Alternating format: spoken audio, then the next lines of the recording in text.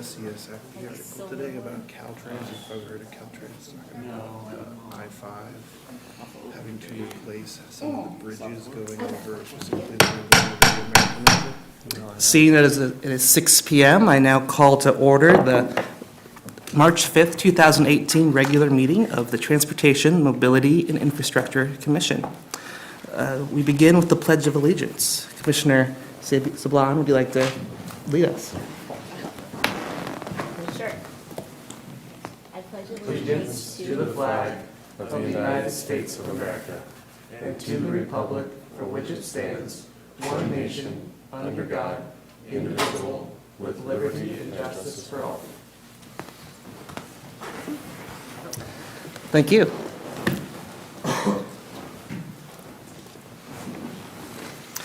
Moving on to the general administration function, part 1 of the agenda, we have item 1A, presentations by the public on matters not on the agenda. Do we have any requests to speak from the members of the public? No. Thank you. Moving on then to item 1B on the agenda, Commissioner Communications. Are there any Commissioner Communications at this time? I have one. Commissioner Ralston. To be respectful of what we learned on our first day and of staff time, I'm just going to bring up something so it's not a request. It's not for further discussion, but it's something that I think has been on our neighborhood's mind is the light at Jefferson, South Linden Loop at the Tower Mart seems to be frozen often, like the computer is freezing. It's the same intersection that a gentleman recently got hit by a car with because you get stuck on red lights and you don't know when it's going to turn green, so you just take matters into your own hands. It seems to be a very common occurrence on most weekends at this point. It is all the time. So I don't know, it has been listed in that later items, but I wanted to keep it separate and grab some attention to it. I don't need to do anything other than just ask that it be something that is added maybe to your 45-page work order list that was attached to one of our items, but it doesn't need to be brought up in anything else on my behalf. Appreciate your time. Thank you, Commissioner Ralston. Are there any other Commissioner Communications at this time? Commissioner Hackinson. I have an interesting thing to say. Thank you, Mr. Hirsch. Hawkinson is the pronunciation. Apologies. Scandinavian. It's okay. Quite all right. I apologize for even correcting you. Recently, today in the SACB, there was an article about Caltrans needing to replace some bridges along the I-5. And I know this is in the Sacramento City area, but someone I was speaking to proposed, what if the money that's going to seemingly need to be used to replace these bridges on the I-5, it was $1 billion or $1.5 billion. What if at the same time the I-5 was maybe moved altogether out of the main downtown area of Sacramento, and a proposal would be into West Sacramento, just west of our city core? Isn't that an interesting thought? That's all I wanted to say. Thank you, Commissioner Hawkinson. Are there any further Commissioner Communications at this time? Seeing none, moving on to item 2 on the consent agenda, consideration of approval of the minutes of the February 5th, 2018 TMI Commission meeting.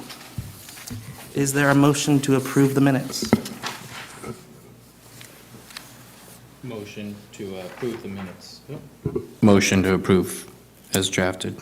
Motion to approve is drafted by Commissioner Ralston. Is there a second?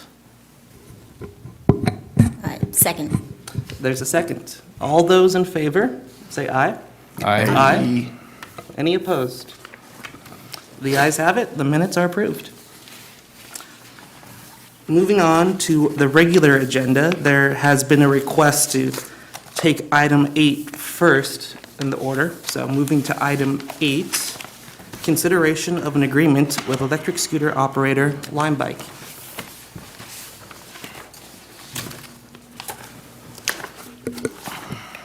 Good evening, Chair and members of the Commission. Chris Doherty with the Public Works Department. Recently, the company Lime Bike approached the city to launch a public electric scooter share system in West Sacramento. The proposal they approached the city with would launch 100 scooters in West Sacramento branded as Lime S. These scooters are a 250-watt electric scooter with an approximately 37-mile range.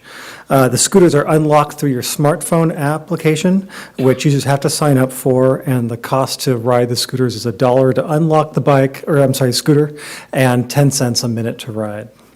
They are capable of reaching approximately 14.8 miles an hour and are regulated under the DMV rules for motorized scooters. They require that users have to be at least 16 years of age, have a valid driver's license or permit, wear a helmet, and are not allowed to be ridden on the sidewalk. They are allowed to be ridden in bike lanes and on roads that are 25 miles an hour or slower without a bike lane. Lime S currently operates in the cities of San Diego and San Jose. Staff has reached out to both cities, was only successful in reaching San Diego, staff member in San Diego, which indicated they'd had no issues with the operations in their city. Both cities do not have an existing contract with Lime Bike, but have them operate just through a business license in the city. At this point, staff is asking that the commission recommend the forwarding to the city council to approve, authorize the city manager to enter into negotiations and an agreement with Lime Bike. I am here for any available questions you may have about this. Also, Sam Dreiman from Lime Bike is here and has a scooter for any other questions you may have. Great, thank you very much, Mr. Doherty. Any questions or comments from the commission? Commissioner Ralston? I'll go You go ahead. first. Ladies Oh, first, go please. You raise your hand first. All righty. Are there any other cities neighboring us that are currently doing the scooter? No, we would be the first in the region. Are the scooters allowed to cross city lines if they were to be joined by, say, Sacramento? Actually, now there is no prohibition in them crossing into other jurisdictions, and since they do not operate in a kiosk or hub style like some of the bike share operators do, they would be able to roam around.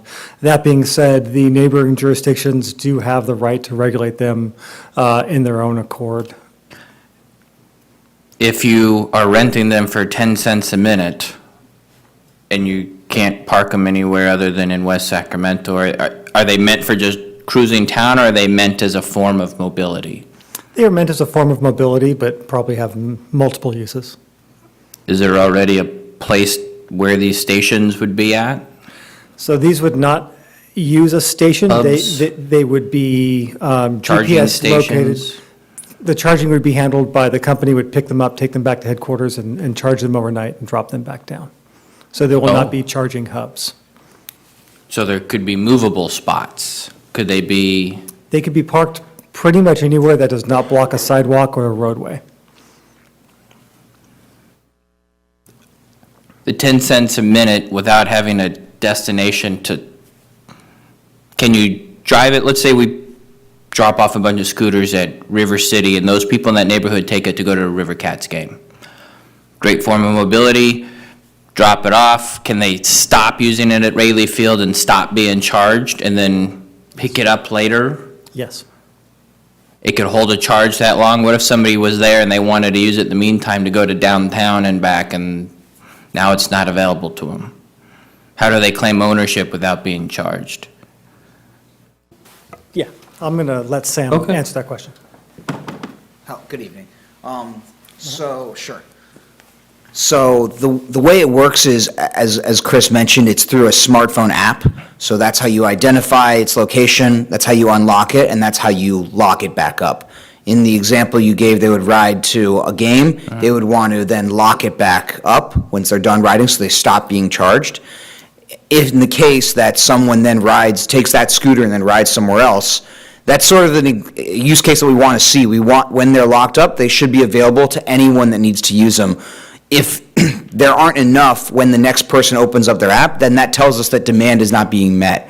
So our team would monitor those distances from users to scooters and try and reposition scooters so that they are as close to where people are going or need to be or currently are as possible so that they can easily access them. So we would be aware of big events like sports games or other community events and station our scooters in those areas so that people can use them for those purposes. We have an agreement with, let's say you have an agreement with this company, and I take it from River City area, River City High School, that's just a main stop, let's just say. I pick it up from there and I go to downtown, I have a great time, I need an Uber ride back, because I like to have fun, apparently. And there's a scooter sitting in downtown Sac somewhere, and they don't have an agreement. Does that have any effects on our liability or? It has no impact on the city or the user. We, as a company, have reached out to Sacramento already to let them know that this is coming and that there's a high likelihood of scooters being ridden into Sacramento, and it's our team's responsibility to locate them when they're in the city and bring them back to West Sacramento. Why do we need to have a contract if City of Sac doesn't, and I can freely go back and forth? So, City of Sacramento, we aren't actively deploying scooters in the city. The city is figuring out how they would like to regulate this. They've said they would like a permit system, but that takes a long time.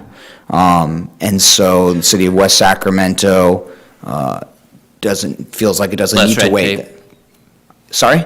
Less red tape, it's a quicker process to Exactly. get up and going, Exactly. okay, all right. Yeah, the approach we're taking with this is more of we like the idea, we don't know exactly how it'll work out, so let's test it and see, and let's use that agreement to begin that kind of policy framework, so then we can adjust as we move through. It kind of gives us the framework to operate if we want to make adjustments to the regulation during this one-year pilot. Okay, my final question would be, you're piloting a bicycle program as well. So why would it be advantageous to pilot two programs and get actual results based off of one will affect the other? When you want to pilot your bicycle, know how that's going, and then decide, hey, we need more modes, it's very successful, the scooters could be great, or vice versa. How will that affect your via around town? We seem to have a lot of options, I suppose, but it's at a cost. Shouldn't we be focusing on maybe one and do it really well and make sure that it's used? We currently, again, I'll make the bus NASCAR comment. We have a lot of empty buses in our city. Why do we need 3, 4 different items that may or may not be used? Well, we are entering kind of a new era in mobility. There are a lot more options available to the users. We don't know what would be successful and what is not. So we're taking the approach of trying as many that are out there as possible that'll come to us and want to operate.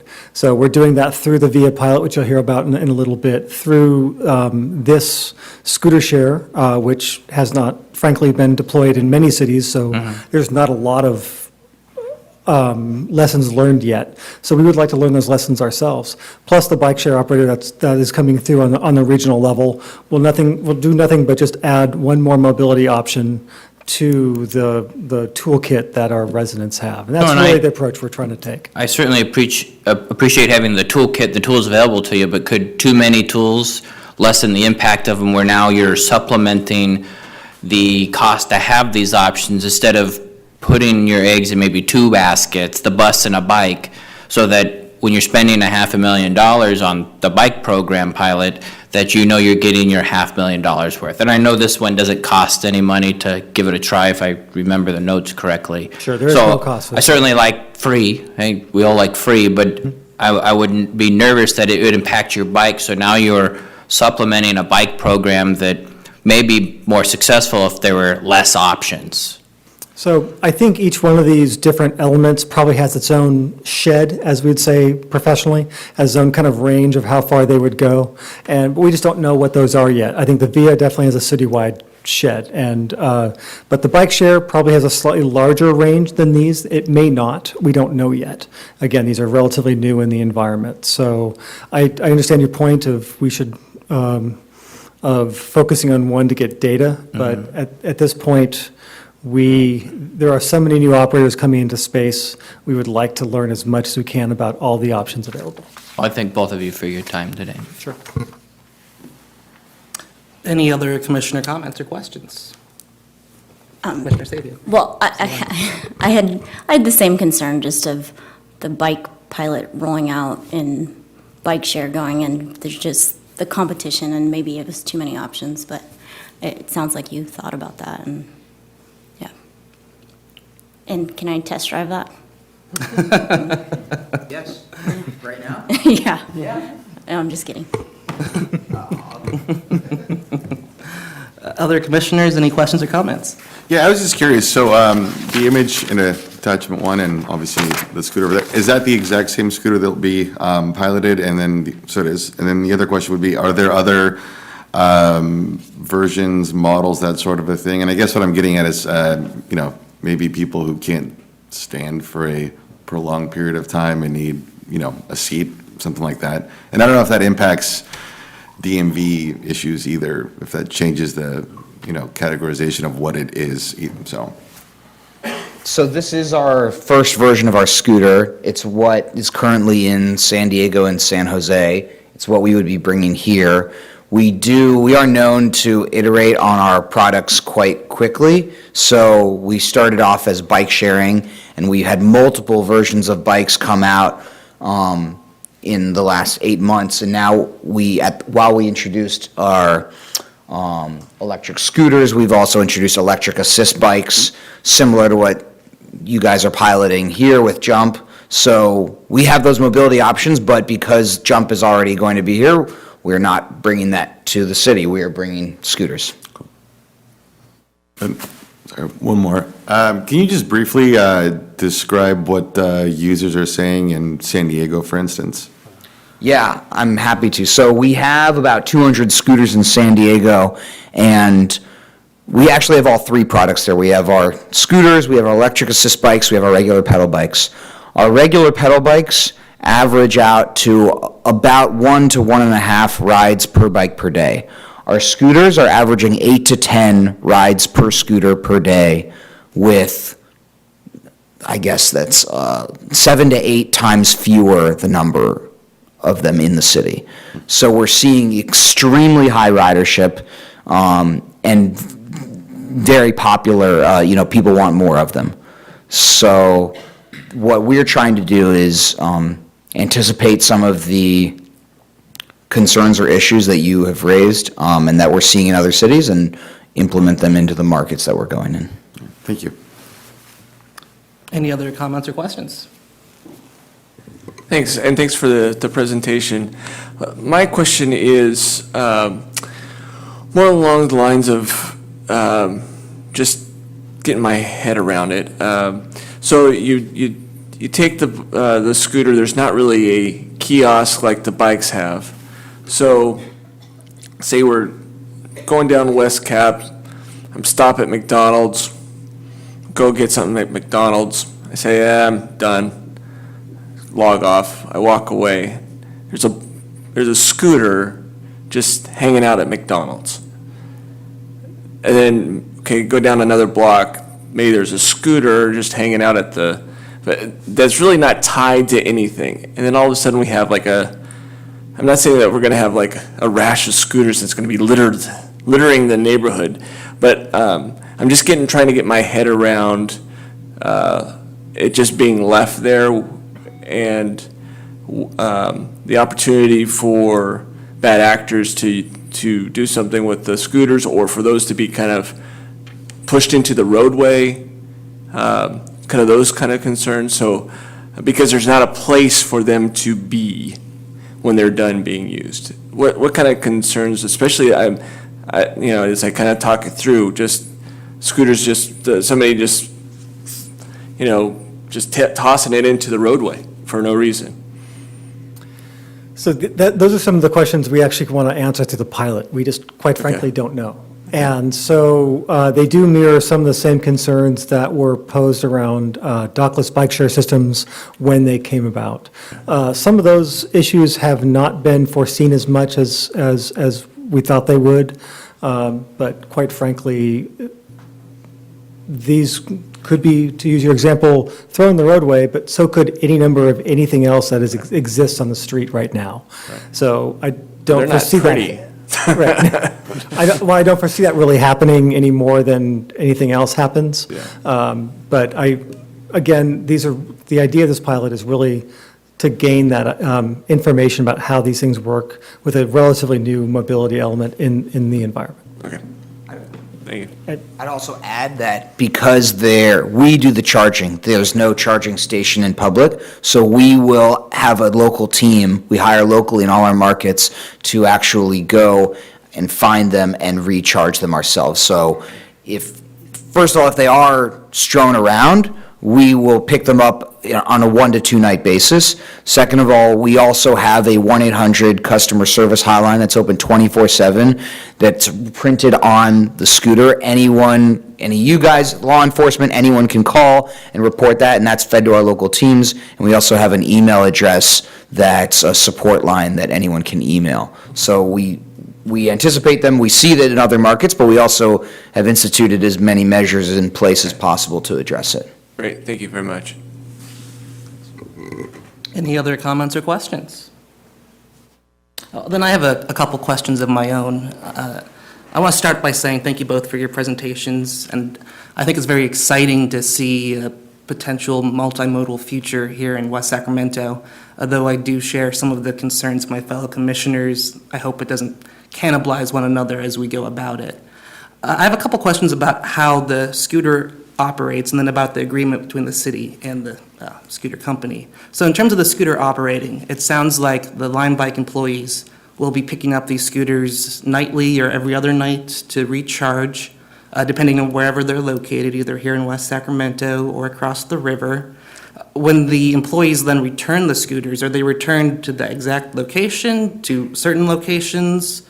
Do you have any idea at this moment what sort of popular locations you plan on leaving these scooters? They'd certainly be they'd be redeployed into West Sacramento because that's where we would have an agreement to operate with. In terms of where specifically, that's something we would work with staff to understand where they think most popular places would be, and based on our experience from San Diego and San Jose, and just our general bike sharing experience in the 50-plus markets that we're in, where we think they'd be most popular to generate rides. But because of their dock-free nature, that's flexible. So if there are pockets of the city that we didn't anticipate having high ridership, we will add that as a deployment hub. And conversely, if other places are more popular, we'll find other areas nearby to add more scooters to that area. And so the way the app works, once I log in, I can see each location of where the scooter is, so I would know I have to walk 2 blocks that way or a half mile that way. Is that correct? Yeah.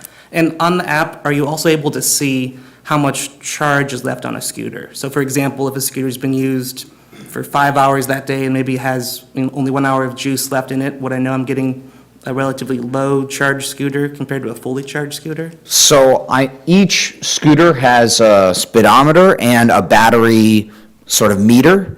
In the app, you don't see how much battery there is, but we monitor battery levels, and if a battery level goes below a certain threshold, you won't be able to unlock that scooter. It won't even show up on the app because we don't want you using a scooter that has a 10 or 20% level battery life.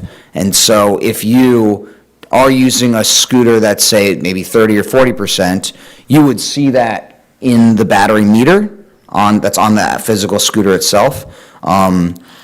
And you would also receive notifications if your battery level is decreasing to a level where it might end soon. You would receive those notifications in your phone through the app. Thanks. And it looks like, from what I can see of the scooter over there, that it can be operated at night. It looks like there's a light that can be used. When it comes to picking up those scooters nightly or every other night to recharge, are there certain hours in mind? Would a user know, I can scooter down to, say, Midtown, but I'm not going to be able to scooter back at midnight? That's a good question. It's something our operations is still sort of figuring out to gauge ridership. We don't have any. I think it varies per market and based on the size of the fleet and the size of our team. But I've been advocating for a system that sort of staggers it because I think people that work at night shifts might still use this as a mobility option, and so I'd like to have some of them available for public use. So I think we're still working that out. Sure. No, I think that sounds great. And the other question I have, just about the app itself then, it seems like there's a number of rules about how to operate these scooters. I read in the staff report, you're supposed to have a helmet. As has been said, you should stick on roads that are 25 miles per hour or less. How does the user know about these rules? Is it on the app? Is it online? So there are a couple ways. First, on the inside of the scooter pole, there are a number of rules that are printed on it. So on top of our customer service, there's also, please wear a helmet. There's, have a driver's license. There's, you have to be 18 years or older. So those are on the scooter itself. Then there's the in-app education where when you're signing up, you're agreeing that you're of age and that you will obey local laws, because in some states where we have these, you don't have to wear a helmet. Other states, California, you do. So those rules are all, not those rules, but you're agreeing to obey local rules. And we're always advocating for helmet use, even on our regular bikes and e-assist bikes, we're always advocating for safe use. And then we also have graphics and texts of how to properly park. That was going to be my last question. Thank you. I was going to ask, echoing Commissioner Wetzel's question, whether there are any protocols of where someone's supposed to park the scooter when it's done. Does it go in near a bike rack, just in the middle of the sidewalk, or on a curb, or on someone's lawn? What are the protocols for that? So they're meant to be on a sidewalk, but in the furniture zone, so out of the way of pedestrian walkway and out of the way of ADA accessibility pathways.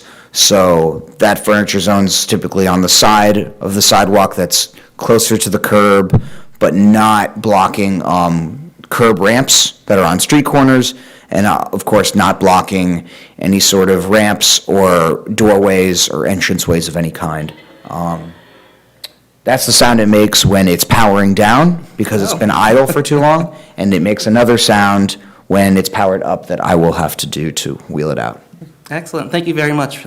And then just a couple questions about the agreement between the city and Lime Bike. Sure. So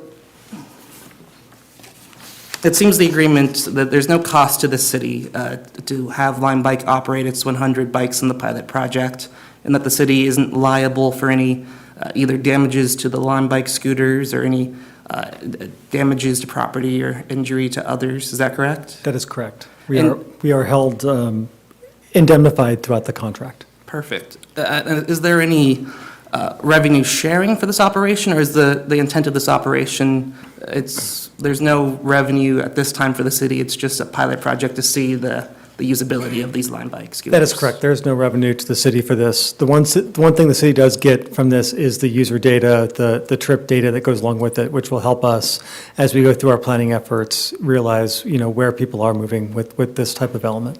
Perfect. That was my final question. I was going to ask if the city would have access to user data, and if Lime Bike has plans of sharing that user data with third parties, or if it would be kept with Lime Bike. No, so we do not share any of our data with third parties.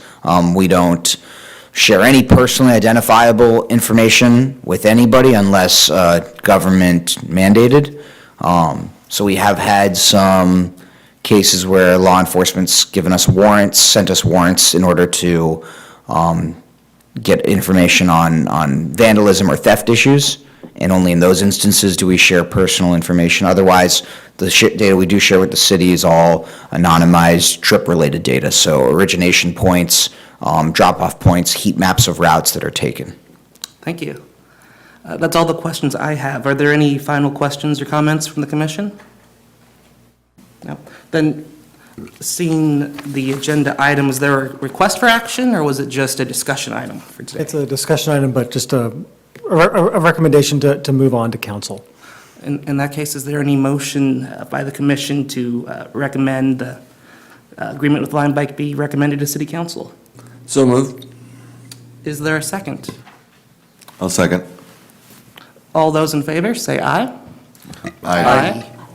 Any opposed? No. One no? One no. One no by Commissioner Ralston, 5 ayes by the rest of the commission, and I believe that concludes this item. Thank you very much. Moving on then back to the regular agenda order, we have agenda item number 3, update on the Pioneer Bluff, and Stonelock Reuse Master Plan.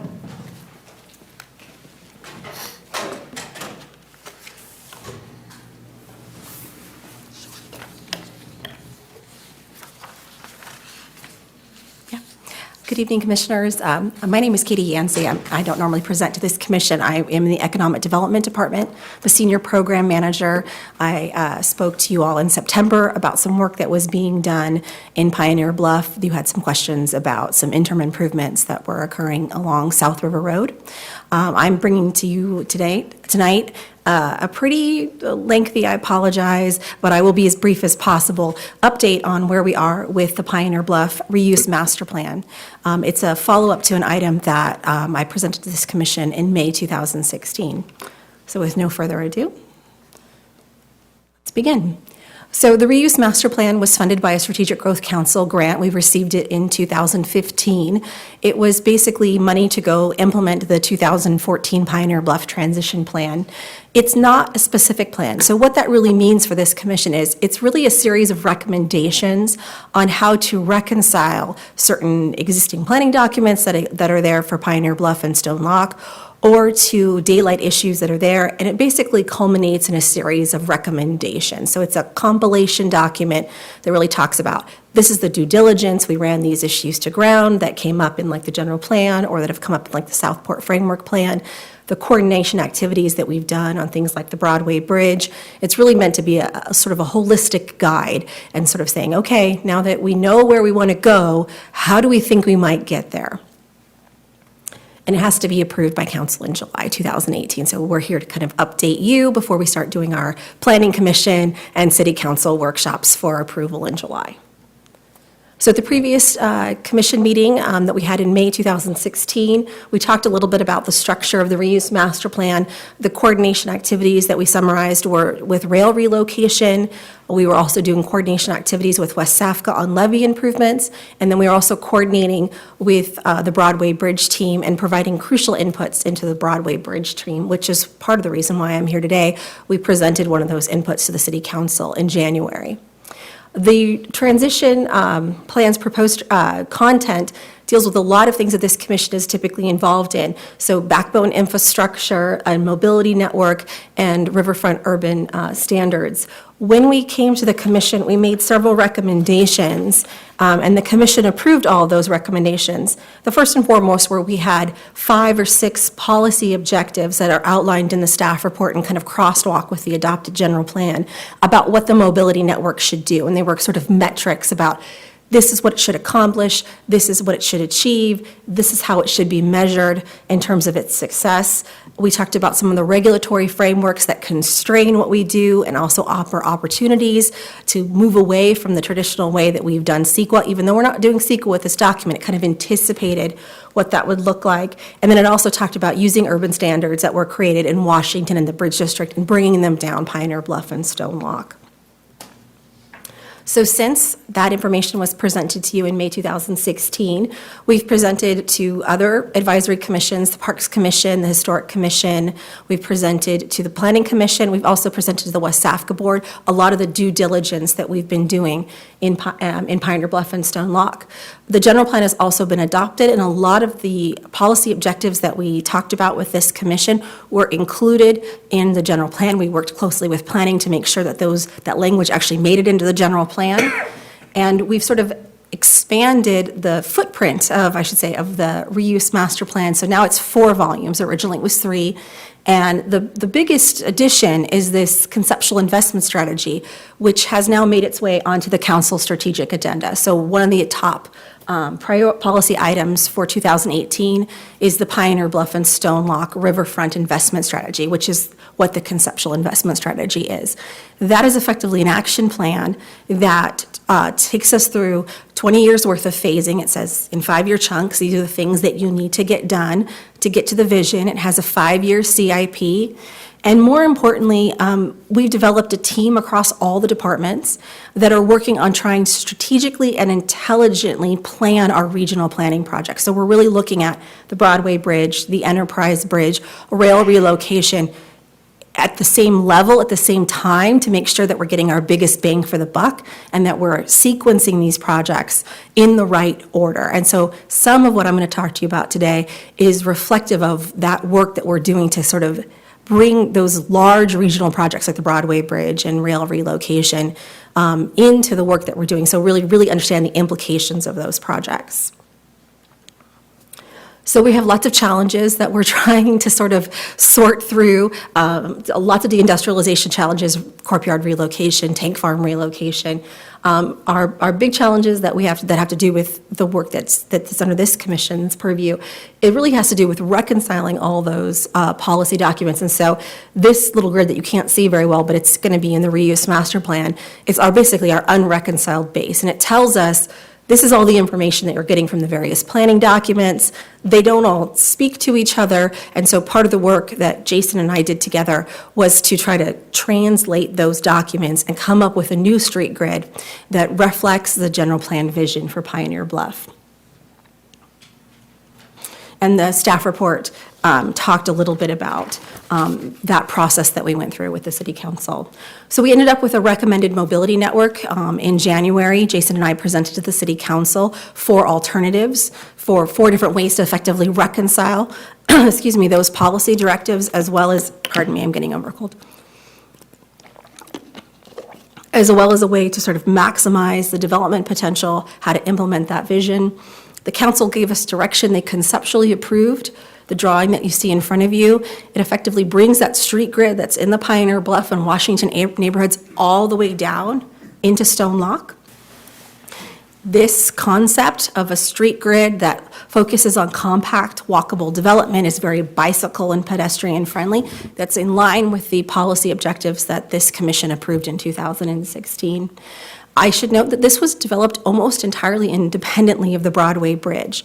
The goal of this network is to figure out how do we achieve the Pioneer Bluff and Stone Lock vision without the Broadway Bridge being a piece of what we call backbone infrastructure, i.e. a piece of infrastructure that's essential for the redevelopment of the site. That's an unfunded bridge. Jason is working on the PAED. The current estimate for opening day is 2030, so we really wanted to be able to design a grid that could proceed along its own path without having to rely upon the Broadway Bridge. It does rely upon rail relocation, so that's a key note there.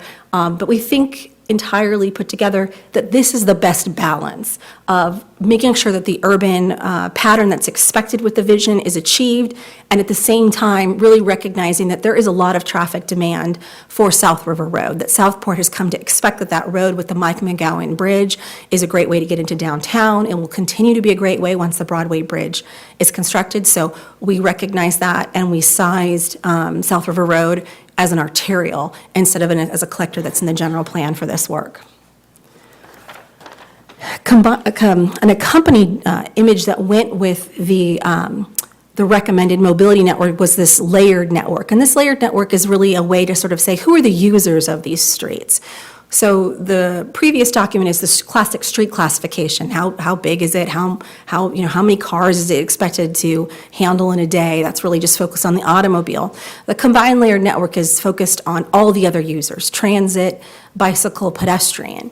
This document helps inform what the cross sections will look like. It tells us where should we be prioritizing our bicyclists, where should we be prioritizing our pedestrians, where do we need to make sure that we are keeping, right-sized lanes and plenty of through traffic available for when we have automobile priority streets. And we use this tool in an urban area not only to inform the cross-sections, but inevitably it informs the trade-offs that come. When you have land that costs anywhere from $40 to $60 per square foot once you've, gotten all the infrastructure in, every time you try to add another lane, a 12-foot lane, you're looking at astronomical costs associated with the development of that infrastructure. So we really tried to use this layered network to tell us, okay, maybe we don't need a bike lane on this road, or maybe we don't need a 12-foot sidewalk on this road. Maybe we're okay with having a narrower sidewalk or having the bike lanes be in a different location, because it helps us look at those trade-offs and make sure that everybody's still having their needs met, but we're being really cognizant of those high costs of land acquisition that are in urban areas. So that idea of looking at those trade-offs and being aware that not every user may have their needs exactly optimized on every road, That's a complete network approach versus a complete street approach, which just looks at the street in isolation. A complete network approach looks at the network in its totality and says, how are all of the users' needs being met? So what I wanted to do, and sort of this is the part of my presentation where I'm going to ask that you bear with me. I'm going to show you how the sausage is made. Sort of what does this all mean now that the council has said, go forth and use this recommended mobility network, and it's a company layered network to make cross sections and coordinate with the Broadway Bridge and support the rail relocation. So in your staff report, I talked briefly about mobility, network policy considerations and infrastructure policy considerations, and I'm going to quickly show you examples of what each of those things mean. So thank you for your patience. So I talked earlier about how this is a complete network approach. This is an interpretation of what's in the general plan about a complete street. We're saying the network in its totality is what matters. We are also going to be talking about, in the reuse master plan, general plan amendments that look at Jefferson and that talk about what we can do with Jefferson when rail relocation has occurred. We're also going to be looking at amending the Bridge District Specific Plan and the Southport Framework Plan to take into consideration some of the recommended changes that we've made with this mobility network. So here we go, diving in. So the proposed cross-section. So this is an example of where I'm saying that we've recognized that this is a very expensive piece of property to acquire. The existing right-of-way for South River Road is primarily 80 feet. We're not staying in that existing right-of-way with this mobility network recommendation. I should mention that. But we tried to say, okay, if we need 10 feet from somebody who's adjacent to the existing South River Road, we have 10 feet to give. So if we stay within that 80-foot right-of-way. That was our goal, that was our objective. The 80-foot right-of-way was called out in the Pioneer Bluff Transition Plan. It said, try to keep this north-south arterial as narrow as possible. That's very urban. But what we recognized is that we cannot find a way to get bikes on this road in a reasonable manner that does not conflict with the streetcar that's demanded to be on this road. And so using the complete network approach, we've said instead they belong on Rail Street, which is this additional north-south spine that we've created, and they belong along the riverfront. So we've created these parallel facilities for people who want to use bicycles, but we've said you don't actually belong on this portion of South River Road because this is where streetcar goes. And this is our tight urban arterial that runs down our riverfront. And so we're going to put you bicyclists who conflict sometimes with rail, we're going to put you in another location. So that's an example of a complete network approach. Here's an example that shows that you would put those users then on Riverfront Street. So you would, Rail Street. So you'd be accommodating them there. You're also putting on-street parking there. We do not have on-street parking on South River Road because we recognizing that there's a lot of traffic demand for that road. We're saying, okay, parking, you belong over on this other road where bicycles, pedestrians, and automobiles are all sort of treated equally. So this is just another example of that sort of different approach to doing things. There are several proposed general plan amendments that are sort of implications of fully implementing the mobility network. The most significant one, sort of worth mentioning here, is that we would be looking at pursuing a new signal at Alameda. So we heard from the State Streets neighbors that when Jason and I did an open house at the courtyard last summer for the Broadway Bridge, they were very interested in connectivity. They felt like Jefferson was a barrier to the riverfront, and so we identified Alameda as the most likely location for a signal, and then we have right-in, right-out intersections, so no cross-traffic, but at 19th, 17th, and Circle. So this is an attempt to integrate the State Street neighborhoods into Jefferson, but this new signal at Alameda will trigger a general plan amendment. It's also an opportunity to recast Jefferson. And Jefferson right now is this major freeway that runs through the city. When we eliminate rail relocation, we have the ability to put frontage on the eastern side of Jefferson. And that gives us a chance to say, well, how do we want to serve bicycles on Jefferson? Do we want to look at permitting on-street parking? And so just to present a couple of ideas about how we might pursue that and what we're going to be recommending in the reuse master plan, I have a couple of examples for you of what the new Jefferson cross-section could look like. So right now we're dealing with a 90-foot right-of-way. It's an arterial. It's four through lanes. We're going to keep that all the same, and we're going to pick up some additional right-of-way with the rail relocation, 16 feet. and we're going to respect the existing curb, and we're going to respect those nice trees that are along Jefferson, that are along the shoulder of Jefferson, that sort of act as a buffer between the rail and the automobile. So this is alternative A. There's no on-street parking, but what we've created is a nice greened Jefferson. We have a fully buffered bike lane that runs on both sides of the road, no more on-street parking. And then we maintain that nice row of trees that's here on the other side of the pavement edge. This is that row of trees that exists on Jefferson. And then we build a sidewalk on the other side. So theoretically, you could do the portion that's in between the curve and the pavement tomorrow. There's enough space out there for us to put in fully buffered bike lanes, and we would be sacrificing on-street parking on the west side. Alternative B maintains that on-street parking on the west side. We don't get that greening feature. We just go with a buffer that's on the pavement. It's a paint buffer, but we do keep those trees that are along the rail right-of-way, and then you see a sidewalk is on the other side. This is the alternative that we're going to be recommending for inclusion in the reuse master plan. By no means is that set it in stone. It's just, here's what we think an additional due diligence needs to be done on. Here's how much we think it will cost. And please give us the thumbs up to start pursuing doing this. This allows for on-street parking on both sides of Jefferson, so you would effectively create commercial frontage on both sides of Jefferson, and it creates a bidirectional cycle track on the east side of Jefferson. It protects that row of trees, and then that parking is intermittently broken up with large tree planters. So again, we're greening Jefferson, but we're not creating a ton of on-street parking on Jefferson in recognition of the fact that it's a major arterial. You could build the section that's in between curve and pavement today, and what is particularly interesting about this solution is that it effectively is an extension of the Clarksburg Branch Trail, and that would run from Stone Boulevard to 15th Street. And the remainder of the mobility network, because we have rail picking up those additional those bike lanes that we showed you in the previous cross-section, you would be able to cut over on 15th Street, take bike lanes, and with the new with potentially some other connections, you could be getting through the Bridge District in a low-stress bike facility. So we're trying to figure out how we can get people in Southport on bicycles as north as possible, as close to the Civic Center as possible. So this is what we're recommending for all those policy reasons that we put as the recommendation for the reuse master plan as what we could conceive recasting Jefferson as following rail relocation. We have looked at also adjusting Riverfront Street. As you can see here in the Bridge District, Riverfront Street ties into these two major intersections in the city. It's meant to be a local sort of riverfront, kind of slow speed. You drive in the same lane as streetcar. There's no way to get around it. If you're stuck behind a streetcar, you're just sitting there. So it's a very low kind of capacity street, teeing into these extremely high capacity streets.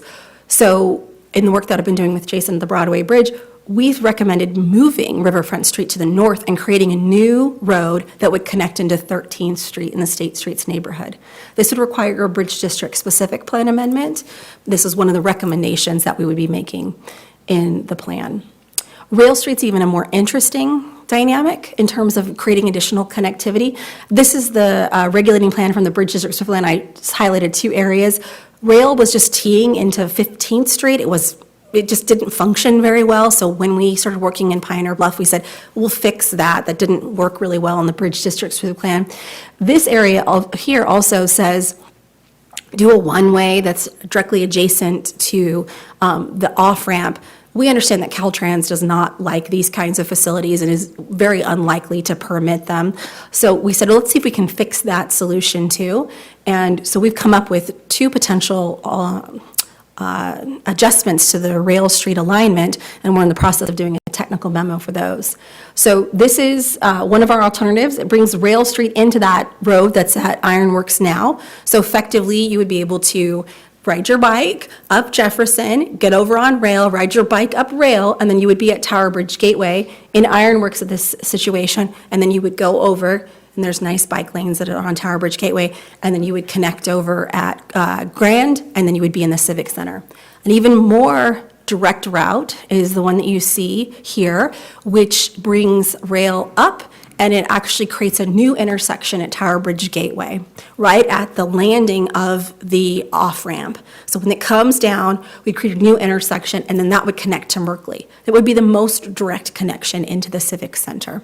So these two considerations are going to be brought to the City Council, and I think staff's likely going to recommend the direct connection into Merkley, although we haven't seen that document yet, so it's a little early in the process. I also mentioned that we need to do amendments to the Southport Framework Plan. We got direction from the City Council to go with a more gridded street network. The one that's in the Southport Framework Plan is very loopy, it's very suburban, so we'll need to amend the Southport Framework Plan to do that. The land use is also something called mixed-use neighborhood commercial. That's 12 to 60 dwelling units to the acre.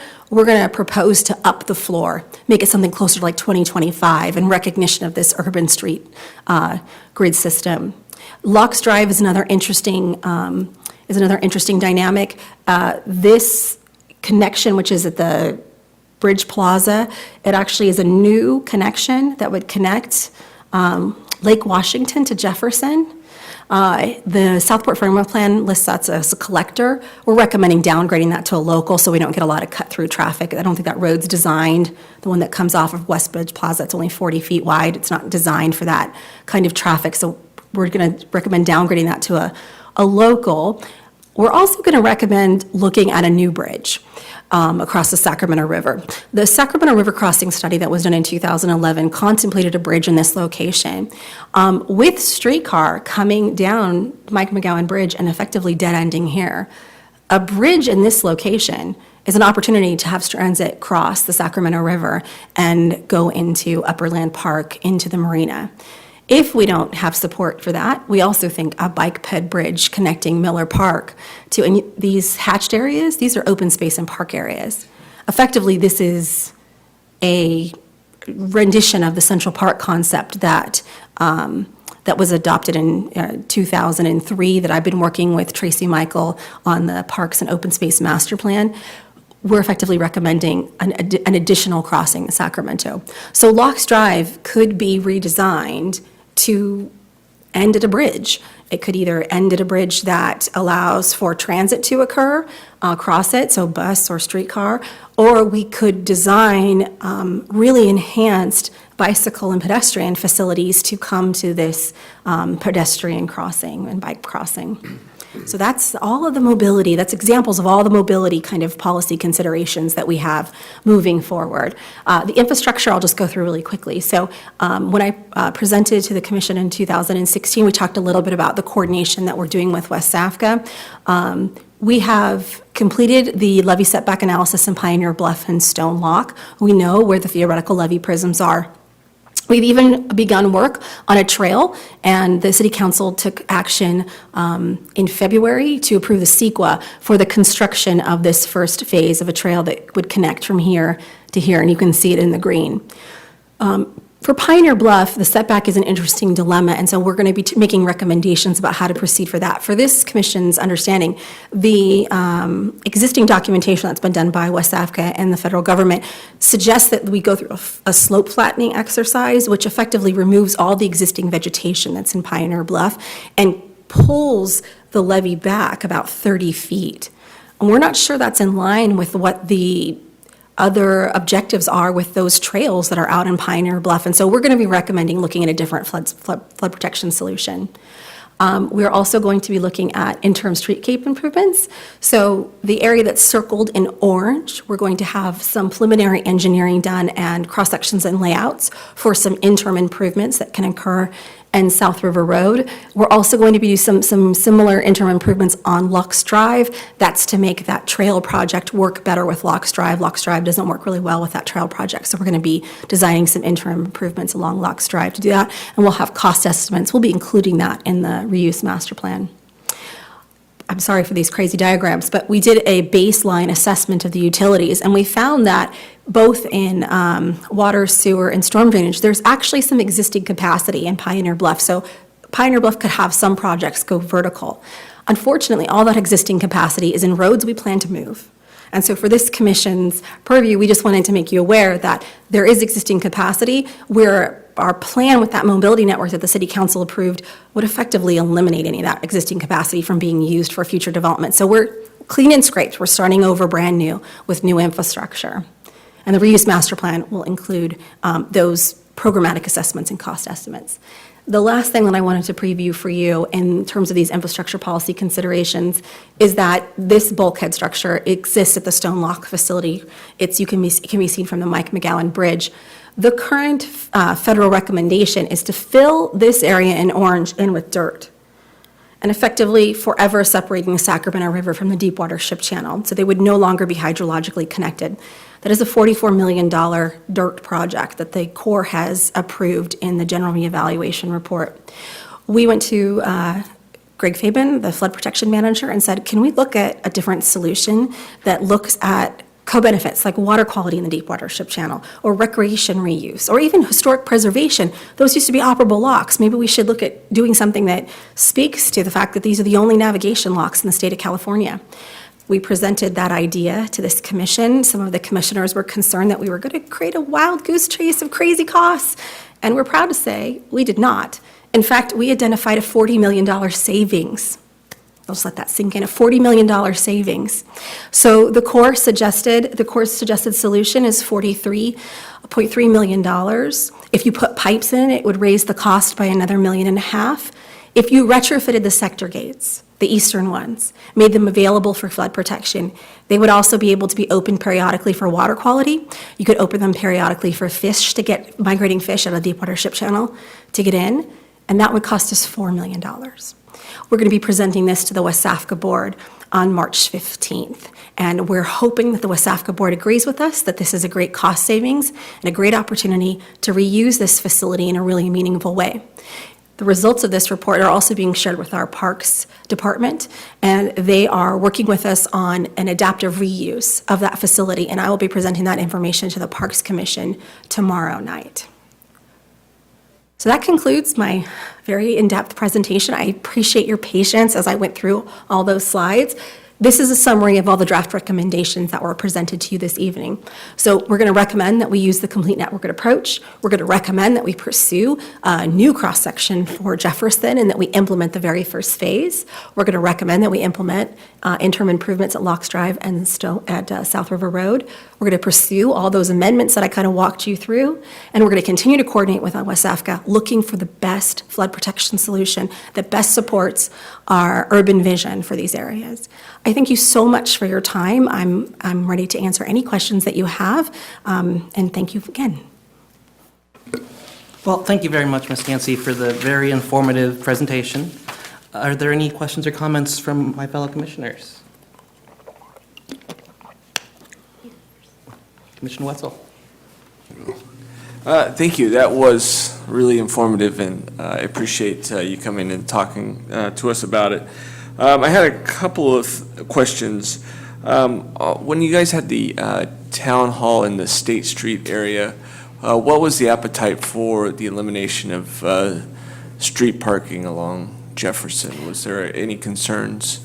We didn't discuss that with the neighborhood at the time. The focus of that meeting was to talk about riverfront development and the Broadway Bridge. We only recently realized that Jefferson, with the rail relocation, could be recast. And I should say that because following the public meeting that we had, we completed a feasibility study on rail relocation. HDR was hired, the port funded a portion of it, the city port funded a portion of it, and it came back and not only is it feasible, but it's in the sweet spot for federal funding. Right. So that's part of the other reason why it's made it on the council strategic agenda. So it's only been I'd say probably the past 6 months that we've started looking at potentially recasting Jefferson. Okay. I just asked that because there's, when you're asking people to kind of change their routines sometimes, I think it's important that you talk to them a lot more on the front end than on the back end. I would completely agree, and I'd also note for the commissioner, and because I obviously went through a lot of slides, but the recommended one does not eliminate parking. Oh, okay, gotcha. So I think we're trying to, Yes. we're trying to recognize that people have that, habit, and certainly the businesses that are along Jefferson rely Right. upon that parking. So we recommended on-street parking on both sides. Gotcha.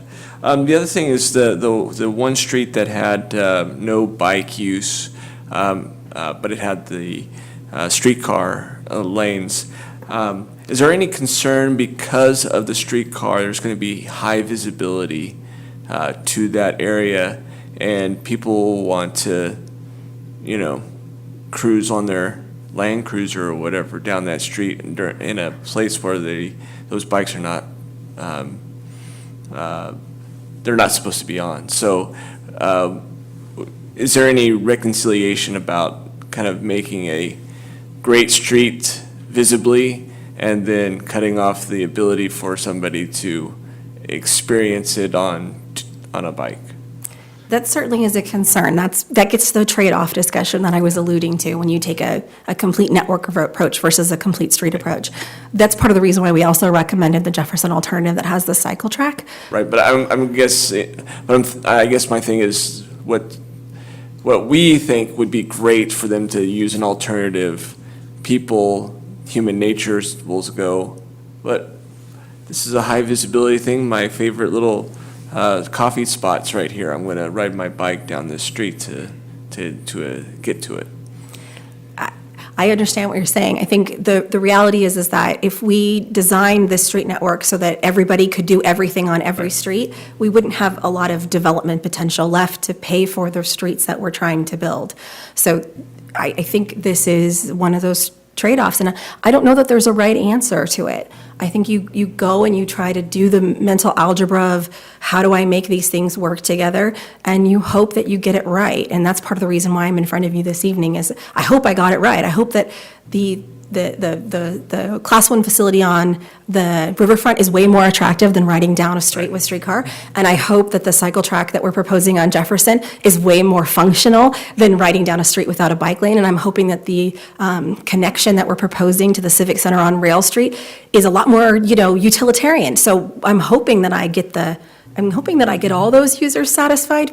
But I think it's possible that what you're saying will be a concern, and we'll hear it from the public. But in an urban area, it's very difficult to not understand that, like, okay, not only are you not going to be able to ride your bike, but you're not actually going to be able to park on the street either. Right. And I think that's just how you attempt to manage that as best as possible. And so we certainly have a lot of public outreach we'll need to continue doing. But at this point, I stand by the recommendation that that's the right approach to take in this area. And if the commission feels differently, I'm happy to bring those thoughts to the Planning Commission and the City Council. I think it'll probably, since it'll be a new area with new businesses, there won't be like pre-existing pieces there, so I think that will definitely help. And finally, you mentioned economic development, and before this commission was formed, I was on that Economic Development Commission, and we talked a lot about fiber in the area. And so is there anything in all these plans to lay conduit so that we can link fiber throughout this network? So there would be if I was getting to that level of detail, but I'm not. Okay, We're just only, making sure. we're doing very, very sort of a feasibility level analysis. Right. Like, does everything pencil? Does it make sense what we're doing? We can certainly include that as one of the things that needs to be done as we move into engineering. But I should mention that the build-out projections for Pioneer Bluff and Stone Lock go to 2055. Right. So we have a lot of work. We have a lot of work Well, ahead of us. every time that anybody talked about any roads, when we talked a few years ago on this, Mm-hmm. it was like, whenever possible, just think conduit. Yeah. So that there is ability to fund an infrastructure to support the businesses in the community that's going to be in it, because fiber is going to be as important as sewers and electricity in the new age, and so we need to make sure that that's part of the infrastructure for whatever happens. I will include that in one of the urban standards that we've cataloged, because we did that in the Bridge District, putting in empty conduit. Great, thank you. You're welcome. Other comments or questions from the commission?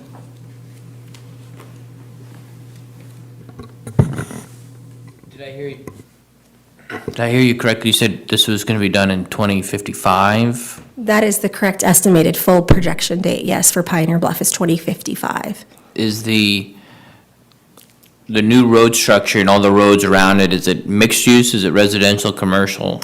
The current zoning is mixed use, so in Pioneer Bluff, it's riverfront mixed use. That's a residential from 40 to 120 dwelling units to the acre and a maximum FAR of 10. And then in Stone Lock, it's something called mixed-use neighborhood commercial. That's 12 to 60 dwelling units to the acre and a maximum FAR of 3. Is the city already own the nature area on south of the locks that Village Parkway just cuts through, or is that still somebody else? The port owns that. The port owns the entire Stone Lock district. Okay, So all the property that's vacant south. all right, thanks. You're welcome. Other comments or questions? Well, I have a couple myself then.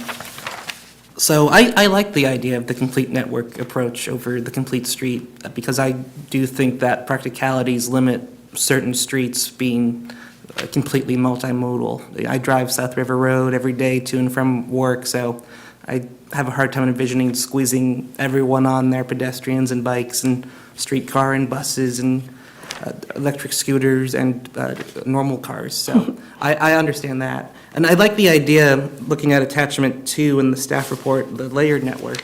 I like the idea of, while South River Road itself can't be a primary route for bikes or pedestrians, having those alternatives. And I especially like the idea of having a new connection on Alameda from the state streets to the Bridge District and to Pioneer Bluff. I know right now we have a lot of great attractions and coming attractions in the both the Bridge District and up in Washington, and it's really difficult for families to walk from State Street to go see a baseball game or go to the barn. So I look forward to that day when they have multiple options. And I was sort of wondering what the variable timelines are for each component going all the way up to 2055. 2055. Hopefully I'll be there and fellow commissioners. But looking at all the different routes here, so for example, the rail relocation project or looking at the riverfront bike pedestrian trail, what phases are sought to be first built? That is a great question, and I apologize because I actually have draft diagrams that we prepared of those, and I did not include them in my presentation because I thought after 24 slides you were going to kick me off, like the music was going to start to play like the Oscars. But I do have 4 phasing diagrams that take us through the general plan. So if effectively, it sort of gets a little ridiculous to try to figure out what'll happen after that. So we have in 5-year increments, so the first 5 years, then the next 5 years, the next 5 years, we've sort of phased all those improvements. And we've done that in a way so that it's meaningful for the Broadway Bridge as well, so we don't have, the hip bone connected to the neck bone and there's nothing in between. So I would be happy to get back to you, or if there's a specific, I think you mentioned, Just I could in probably. general, then, Yeah. I was wondering if the idea is South River Road will no longer, it's currently not bike pedestrian friendly. Yeah. And the idea is it won't be. Is the idea to have the riverfront bike pedestrian trail prioritized before South River Road has all the construction done to it? Yes, that is absolutely, we have decided to lead with open space improvements because deindustrialization is such a challenge and because the users that we have out there do have potentially years of remediation following their relocation.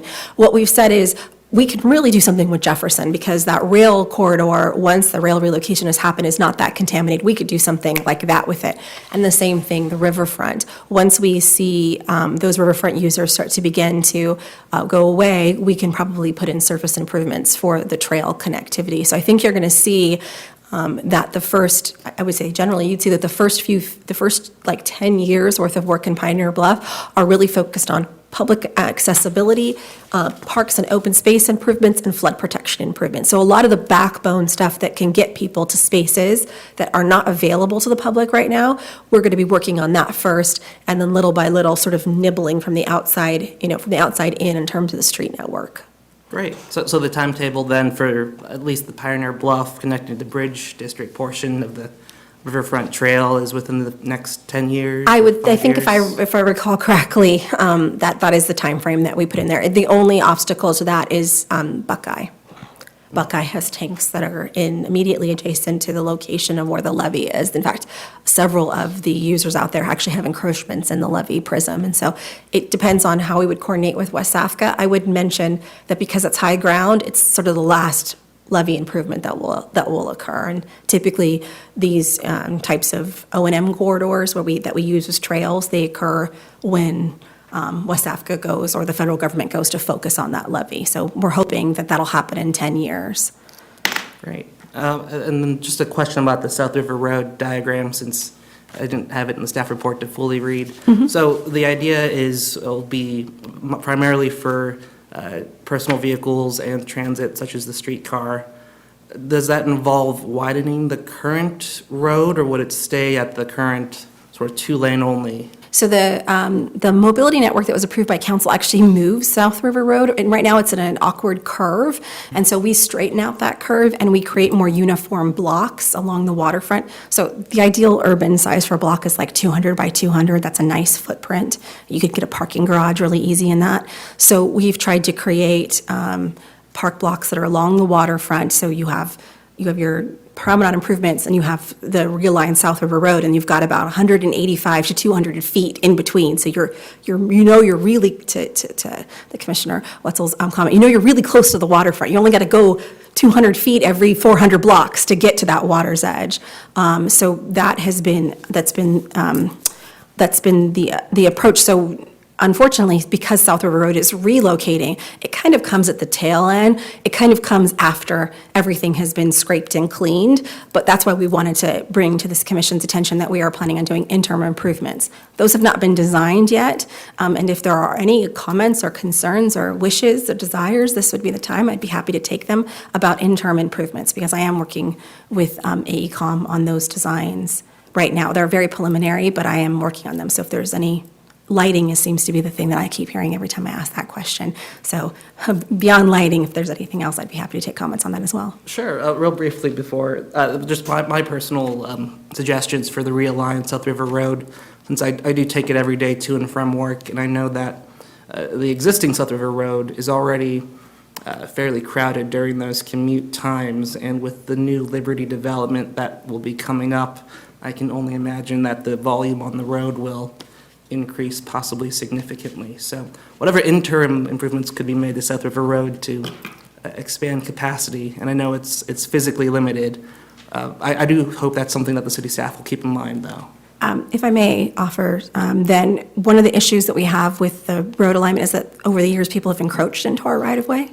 So we actually have an existing 80-foot right-of-way right now for South River Road, but we have, for lack of a better term, like tanks have encroached, the gas station has encroached. These encroachments have occurred just by natural, time. People go, there's no fence there, there's the pavement edge, that must be where my property boundary is. But the reality is that there are several structures that have encroached into our public right-of-way. So we can, if the commission is looking for something to sort of notate this desire to have maybe some additional capacity added to South River Road, we could add to the action plan developing a strategy for eliminating those encroachments and going through the process of actually reclaiming our right-of-way to the full extent that it's there. That would be sort of the first step before we could make any substantial improvements to deal with capacity. Great, thank you. Other comments from the commission? Thank you for the presentation. I'm excited that Jefferson's going to be recasted tomorrow, right? You said tomorrow. It can be done tomorrow. That we could do a phase of it. If we got traction on it, we could absolutely do a phase of it that's within that curve to payment area. Tomorrow. Louise, could I do it tomorrow? I would obviously need to get that engineered, but if there's enthusiasm, we can certainly pursue it. Okay, I'm all for recasting Jefferson. It's definitely does feel like a highway through the city. See, as far as South River Road, that goes all the way to Tower Bridge Gateway, or does it change in? At 15th Street, it changes into 5th Street. That's the boundary between Pioneer Bluff and Bridge District. So that part when South River crosses under the freeway, that's no longer South River. No, that's 5th Street, that's in the Bridge District. So that, you're not taking comments on that part? No, I'm afraid not, but from my understanding is that's being worked on. Some improvements are happening in there, so. Yeah, I think I try to raise that every time I can, but just checking. Okay, thanks. Other comments or questions from the commission? And like I said, I had one final comment. It was related to the levee improvement and the U.S. Army Corps of Engineers recommendation. I think it's great that you were able to find that wiggle room and find a far less expensive alternative that also captures a lot of those positive goals that were sought to be captured. I was just wondering, was there any distinction in terms of flood protection between those two alternatives? No, in fact, all the alternatives started with, you must provide 200-year level of flood protection. So we went into looking at, we hired Wood Rogers, which is the same firm that West Africa uses to design their improvements. They're also the same firm that updated the alternatives analysis report. We hired them and said, we must start with flood protection. Everything else is secondary. And so all of the improvements that they included in their the alternatives analysis provide 200-year or more level of flood protection. Great, thank you.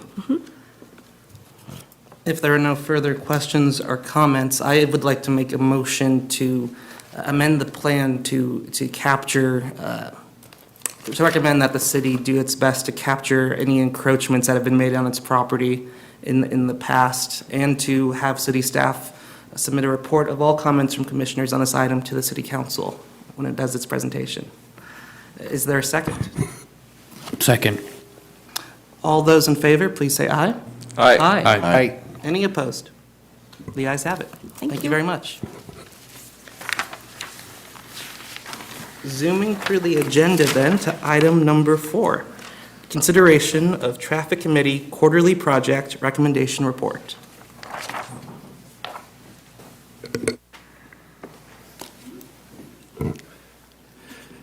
Good evening. My name is Nawid Nassar, and I'm with the Department of Public Works. I'm a senior civil engineer. We want to come today to give you guys a quarterly update on the Traffic Committee citywide public concern on transportation recommendations, as well as prioritization procedure, and present you guys the current list of unfunded or unbudgeted list of improvements that we've came up with. The Traffic Committee is consists of staff from Public Works, Chief of Police, the Fire Chief, and the Director of Public Works, and City Traffic Engineer or their appointee. A little background and history. Back in December 4, 2017, the Traffic Committee came and presented to you guys, and we updated updated the Commission on the Traffic Committee's administrative process and the roles as established by the Municipal Code, as well as the structure and process for continued reporting and engagement with the TMI Commission. Since then, the Traffic Committee has been meeting regularly on a monthly basis to discuss citywide transportation-related concerns, develop improvement recommendation, and develop a prioritization list. Some of the roles that the Traffic Committee has is to take immediate actions to address transportation-related concerns that fall within the Traffic Committee's power and duties, to develop and present to the Commission a list of unfunded, unbudgeted improvement recommendations, compiled throughout the year, and discuss prioritization procedure. Then after presenting it to you guys, we'll present it to the City Council for funding allocation.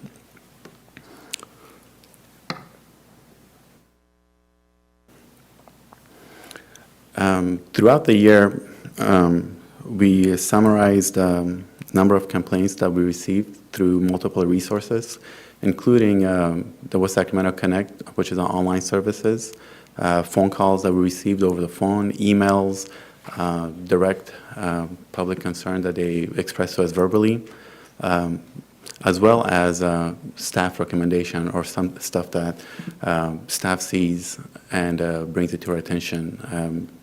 One of the ones that we are currently deploying is the 511 one reported from the staff, where they can directly report some of the concerns that they see on road, so we can attend to it in a timely manner. Just a little history of how many complaints we received throughout the year. Just within the past year, we received over 300 complaints, and from the 300 complaints and concerns that we received, we were able to resolve approximately 300 of it with the current budget, with the current resources we have available. And for the other remainder concerns that we received, we developed a list. Currently, there's about 26 items on that list that we're trying to seek funding for, and that we brought it to your attention. Then what we do is, from that list, we have developed a prioritization, and we present it to the council for funding allocation. What we are hoping to do, once we have developed that list, is use some criteria to prioritize certain projects.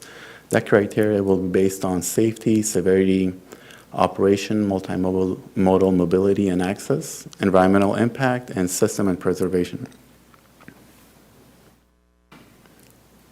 With that have said, we came to you today to obtain you guys' feedback on our prioritization procedure. Once we have you guys' blessing, we will take the prioritization procedure, the list of improvements, as well as a cost estimate to council to obtain funding, or for the council to allocate some funding for some of the improvements.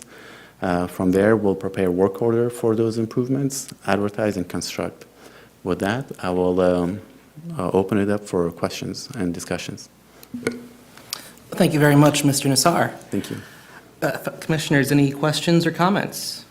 Commissioner Hawkinson. Yes, actually, if you look at 30 November 2017, 4:04 PM, on page 2 of the reports that people have made, this report is where the train tracks cross Jefferson Boulevard, just north of where we are right here. I made that report, and I'm about to ride that ride when I leave here, and I don't see on the proposed changes any effort to grind down the cement where the railroad tracks are. There's a huge bump that is terrible to ride a bicycle over and dangerous. So that's very, it's a little selfish, but I also think anybody riding a bicycle right there would love to see that change. I think that's maybe what you're asking.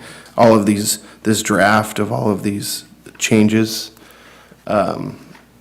allocate all of these things that will happen within infrastructure spending. Right. A couple items to shed some light on that. This list that you've seen in front of you is just some of the concerns that we received. One thing we haven't done on this is to also attach some of the comments that we've updated or included or replied to as part of the concern. As part of addressing the specific concern, there's a few things in the books. Number one, once the rail relocates, hopefully we can yank out that rail and have a regular crossing without the rail. The other thing that we're currently working on as a Public Works, we are preparing a pavement management system where we will go and take care of that type of concern with that project, as well as city potholes and other roadway maintenance that pose dangerous conditions for all modes of travel. Okay, yeah. If you can make any notes, just grind down that cement right there. I'll let Vin chime in on that. Yeah, good evening, Commissioners. Vin Kay, Supervising Engineer with Public Works Engineering. I'm not familiar with the exact concern you raise, but if it is indeed between the tracks, if it's within the rail right-of-way, we will contact the railroad. That'd be great. And ask them to take care of that. If Yeah. it's outside, we will certainly look at it and resolve that as well. Thanks. Other comments or questions from the commission? This is right up my alley. I love this one. I read every one of these complaints this weekend. This is what I do for a living, but I have 86 properties in all trades, so plumbing, I love this. This is what I do. I have to agree with a lot of these, and a lot of them, except for they're parked in the grass, and, that I don't care about that stuff, but a lot of the things that are indicating what is available for improvement in our city for the people that live inside of it.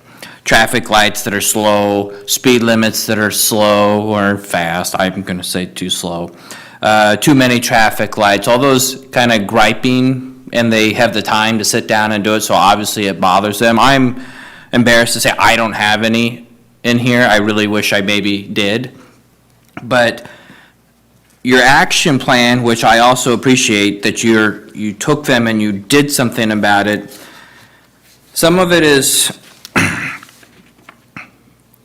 going to cost you some money. And I'm wondering if maybe you took off some of the capital parts of this and put it into your pavement management system. There's a gigantic swimming pool in front of UPS on Harbor Boulevard as of this morning that stopped traffic because you couldn't drive through the right lane, so everybody had to stop and let everybody go around. That maybe instead of throwing some asphalt on it, you could cut it and do a real repair. Maybe put a revolving fund in place for something like this that allows you to hit those potholes, not the old-fashioned way, throw some dirt on it and step on it, but actually cut it out, dig down to the soil base and just pave that part. And if that saves you some long-term where roads are failing you and you can buy some more time with these repairs, you may not be able to give everybody every bell and whistle along the way. You have to maintain what you've already built. And that's where I'd like to see more of that instead of more of new, because we have a lot of people in this town that already live here, so I'd like to take care of them instead of trying to attract new with all these bells and whistles. The Marshall traffic circle, I love that it's on here for you. That affects me. The power's been out twice, and that doesn't mention when they knock into the pole and don't ding it hard enough for PG&E to care to replace the pole until a windstorm, and then you're just a number of 1 million people that have no power. At some point, can we just shove that under the ground instead of waiting for hopefully one day in the next 30 years that there'll be a development that will pay for that to be done on behalf of the city? Because that seems to be an inconvenience to a large proportion of the citizens in West Sac down there when that pole gets hit twice in the last, 8 months. I think I'm good, thanks. Thank you this was great. I love this item. And just to shed a little bit of light as far as the pothole issue, we do have some emergency repair where as soon as we see a pothole, we'll try to repair it as fast as possible. But as far as the potholes that you brought up that are on Industrial and Harbor Boulevard, I will let Vin chime in. We're currently working on a RFP that hopefully will go out soon. Thank you, Naweed. Again, these are, with limited funds, we're constantly tasked with coming up with, long-term, mid-term, short-term solutions. The real long-term solution for Harbor, intersection, Industrial, in front of the port is really to, install some long-life pavement, really concrete. We actually put in a $3 million project in our CIP and went after grant funding to try to deliver that project, but we were not successful. With the port and the amount of tractor trailers that are stored there and just the amount of truck traffic, when we repaved that road a few years ago, in the middle of the night, you wouldn't believe it, but at 1 a.m. in the evening, there's a rush of truck traffic. So that's a constant battle. That being said, it is incumbent upon us, Public Works, to maintain what we have. So, with the limited funding we have fallen behind as far as being able to keep up with some of these major arterials that have the heavy vehicle use. So, yes, we acknowledge that we have not been able to keep up with that. We are actually working on quantifying a contract that we'll be letting out shortly here in the next couple of weeks, and we hope to take that to council to award in, after we advertise it per public contract code in late April, to actually do some more substantial repairs that'll buy us a few more years at a time. Unfortunately, what you see, with last week and the hailstorm and the rains over the weekend, when the moisture hits those, failed road areas, and then you have the heavy vehicles that come right on top of it, there's really nothing underneath. It's mush. And unfortunately, we saw that over the weekend over at Industrial and Harbor. And our maintenance crews are on top of that, and hopefully the next couple of days, they can throw something on top and make it a little bit safer. No, and I appreciate that. I'm familiar, I don't maintain roadways. I have parking lots with all my properties. I have the same grounds guys that go out there and put out the same type of asphalt patch with the same failures. The water gets in there, your subgrade just completely blows out. I do like, though, what you just said, is that you're putting out a contract for more substantial repair. So you Right. can't repair the entire industrial boulevard at once, but that intersection that does have UPS and Walmart and all them pulling off the docks, that would be a great patch, a better served patch for the people that, I use it every day to get to work. I don't know, I'll have to find another way until I know that's been repaired. My car would, one, I'll be late, and two, I'll scrape. So I think I appreciate the out-of-the-box thinking a little bit to bring in more, an RFP to go out there and find something a little bit more sustainable. Right. What we have in mind is to mill and overlay it along the wheel path. So essentially, that's going to be significant to mobilize a grinder, and the contractor's really going to have to wait until the weather dries up too, so. Right, no, I understand. I just appreciate the different step that you take instead of just throwing some patch out until the next time it rains. Right. Other comments or questions?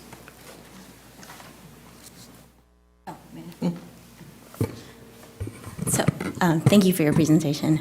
I had a question about the criteria for prioritizing.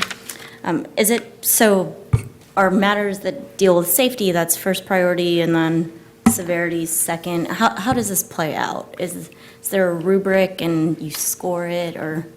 Right, so the prioritization criteria that I presented to you guys here, or that was in a staff report, there's a reason I didn't put a number on it, 1, 2, 3, 4, 5, but obviously safety and severity will probably rank high upon the prioritization list, or if we had funding, we would probably give those projects or improvements top priority. And then obviously environmental impact and system preservation, but that's something that we're still trying to develop, how to best prioritize projects. Okay, so is this just sort of the framework and it's going to be fleshed out, or? Right, Okay. yeah, hopefully by the next time we come to you, in front of you guys, we'll have a better understanding of how we best prioritize project when we have our weekly, monthly meeting, traffic committee monthly meetings. Okay, thank you. Other comments? I really appreciate you coming and talking about the traffic committee and the recommendation list. The two that I really am glad to see on there are the Oakland Bay Drive crosswalks and the other on Half Moon Bay and Golden Gate. You know, those are right near that Bridgeway Island Elementary, and as I drop off my daughter, I mean, you got kids going across that Oakland Bay to go to school, and I always just cringe just knowing that they gotta cross over there. You know, sometimes with a bike, sometimes just going across there, and then on the opposite end where Bridgeway Island, not the one where it's closer to the apartments, but on the other side there are parents, and that's a real bad thoroughfare right there, trying to cross over there where you have people exiting left so they can get to Promenade, and then you have Golden Gate right there. They're trying to navigate left-hand turns and go across that bit there, and again, it's something that makes me cringe every time. So I'm glad that those things are on the prioritization list. So thank you. Thank you. Other comments or questions? Then I just have a few comments of my own, and I want to start by echoing what Commissioner Ralston said. I think that there's a tug and a pull back and forth between wanting to develop West Sacramento's multimodal future with all these exciting new technologies, but there's also an importance to serve our existing residents and existing customers and make sure that our streets and networks are kept in working order. And that's equally important, or maybe even more important. So I do like that the Traffic Committee has taken these 300-plus comments from West Sac Connect and done its best, I assume, to serve many of them that weren't on the recommendation log and have 26 other recommendations on the recommendation log. I just had a couple questions, starting first off. In the staff report, it says that the goal is to have the TMI Commission provide additional policy guidance on the criteria by which the projects are prioritized. So I was hoping you could explain, of those 6 criteria, sort of what the distinctions are. I'm not sure what operations means versus system and preservation, for example. Sure. Operations, the best way I can probably put it is something like Merkley and Jefferson Boulevard, where we don't have protected left turn lanes. We can improve that intersection quite a bit if we implement protected left turn lanes and have that facility operate better. Another good example of operations I can probably give you is Harbor Boulevard. One thing that we're trying to look into is trying to coordinate harbor signals from Industrial Boulevard all the way to Sacramento Avenue. Right now, there's only 1 or 2 signals that are coordinating, and they're talking to each other. Our plan is to find resources and funding to interconnect all traffic signals along Harbor Boulevard so you have a better traffic movement through that corridor. So that would be an operations improvement. Something like multimodal mobility and access. You brought up a really good point regarding Oakland Bay. Obviously, there's a demand for pedestrian crossing around that school, and to make that more accessible, what we're planning on doing is providing mid-block crossings, upgrading some of the curb returns so they're ADA accessible, as well as modifying existing curb ramps and mid-block crossing so they're better, they're more visible to drivers and they're more aware of it before they approach that crossing. That would be distinction between operations and multimodal. I can go down the list if you'd like, but if one of the main reasons we left it at those few criteria is because we can always add stuff to it if you guys prefer us looking into something that we don't have identified in that list. In this current list, it's an order of priority then. So safety is number 1, working down towards system and preservation. Is that correct? Project per project basis, yes. Okay. Well, just in terms of guidance then for the 6 policy criteria here, I certainly like all 6 criteria being considered, and I think certainly safety should be the number 1 consideration of when you're evaluating which of those projects on attachment to the project log you want to prioritize. Certainly with some of them, especially dealing with school crossings, safety I think should be number 1, and severity, as Commissioner Ralston pointed out, for that current harbor intersection. That certainly sounds like a reason for something like that to be a high priority as well. I had a couple questions based off this recommendation, or the attachment 2 in the staff report. Sure. Well, not so much questions as comments, I suppose. And the first one was just for my personal education and curiosity. It does seem like a lot of the 300-plus submissions on West Sac Connect are about people who park for over 72 hours. And I assume because they're not on attachment 2 that that's something that the city staff is able to take care of with its own existing resources. Right. What exactly happens in cases like that? From what I understand, it's cases, it's complaint by complaint basis. A few things that normally they look into. Obviously, when there's a complaint that comes in, normally a parking enforcer will go out there and inspect the problem or cite the problem, and then they will take a right course of action depending on what the problem is. For instance, if someone's parking on a lawn but it's within public right-of-way, they address it a little bit differently versus if it's on a private property. So depending on what the case may be, the parking enforcement and police sergeant, they will take the right course of action. Or And if it's- when city staff looks in towards either resolving the issue or determining it's not the city's scope to resolve it, are any responses given to those people who make the submission on West Sac Connect, or do they just, because when I was reading, I also read through all 300 plus, I had time. And there seemed to be several that were repeats, so I just wasn't sure if there's any point of contact between the city staffer and the person on West Sac Connect, just to, from a customer service perspective, or just to make sure they don't continue to submit repeated requests into the ether. Right, so the best way to do it, one reason the West Side Connect's a great tool is because it's very transparent, and it logs what the concern was, it logs the progress of it, and it gives the staff a deadline of when we have to respond to. Pretty much all the lists that you see, there's a number on the left-hand column, and that's a clickable, and it will take you directly to what the actual concern was, as well as the staff's comment and resolution of that comment as well.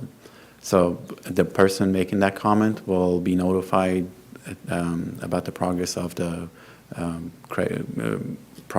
concern and how it was addressed. Great, thank you. Thank you. Are there any other comments or questions? Is there any motion for this item?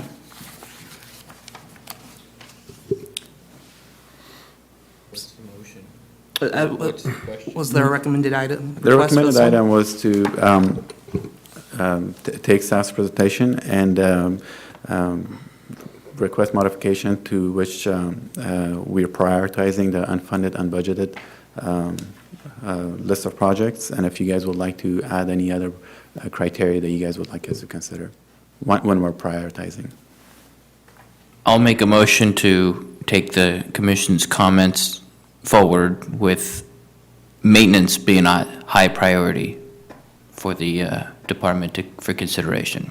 Right. I believe we, system and preservation, that's part of the maintenance criteria. Is it high? Depending on how Maybe severe. under safety? Well, depending on how severe, for instance, the potholes that you were talking about where people had to veer around it. Well, if the question was, let us have comment on the prioritization of it, then that's, my motion would be to make sure that maintenance is high on the list. Sure. Mr. Chair and Commission, if I could add, a lot of times when we get recommendations from the public and we don't have maintenance for it, those items are what gets placed on the list for request of funding.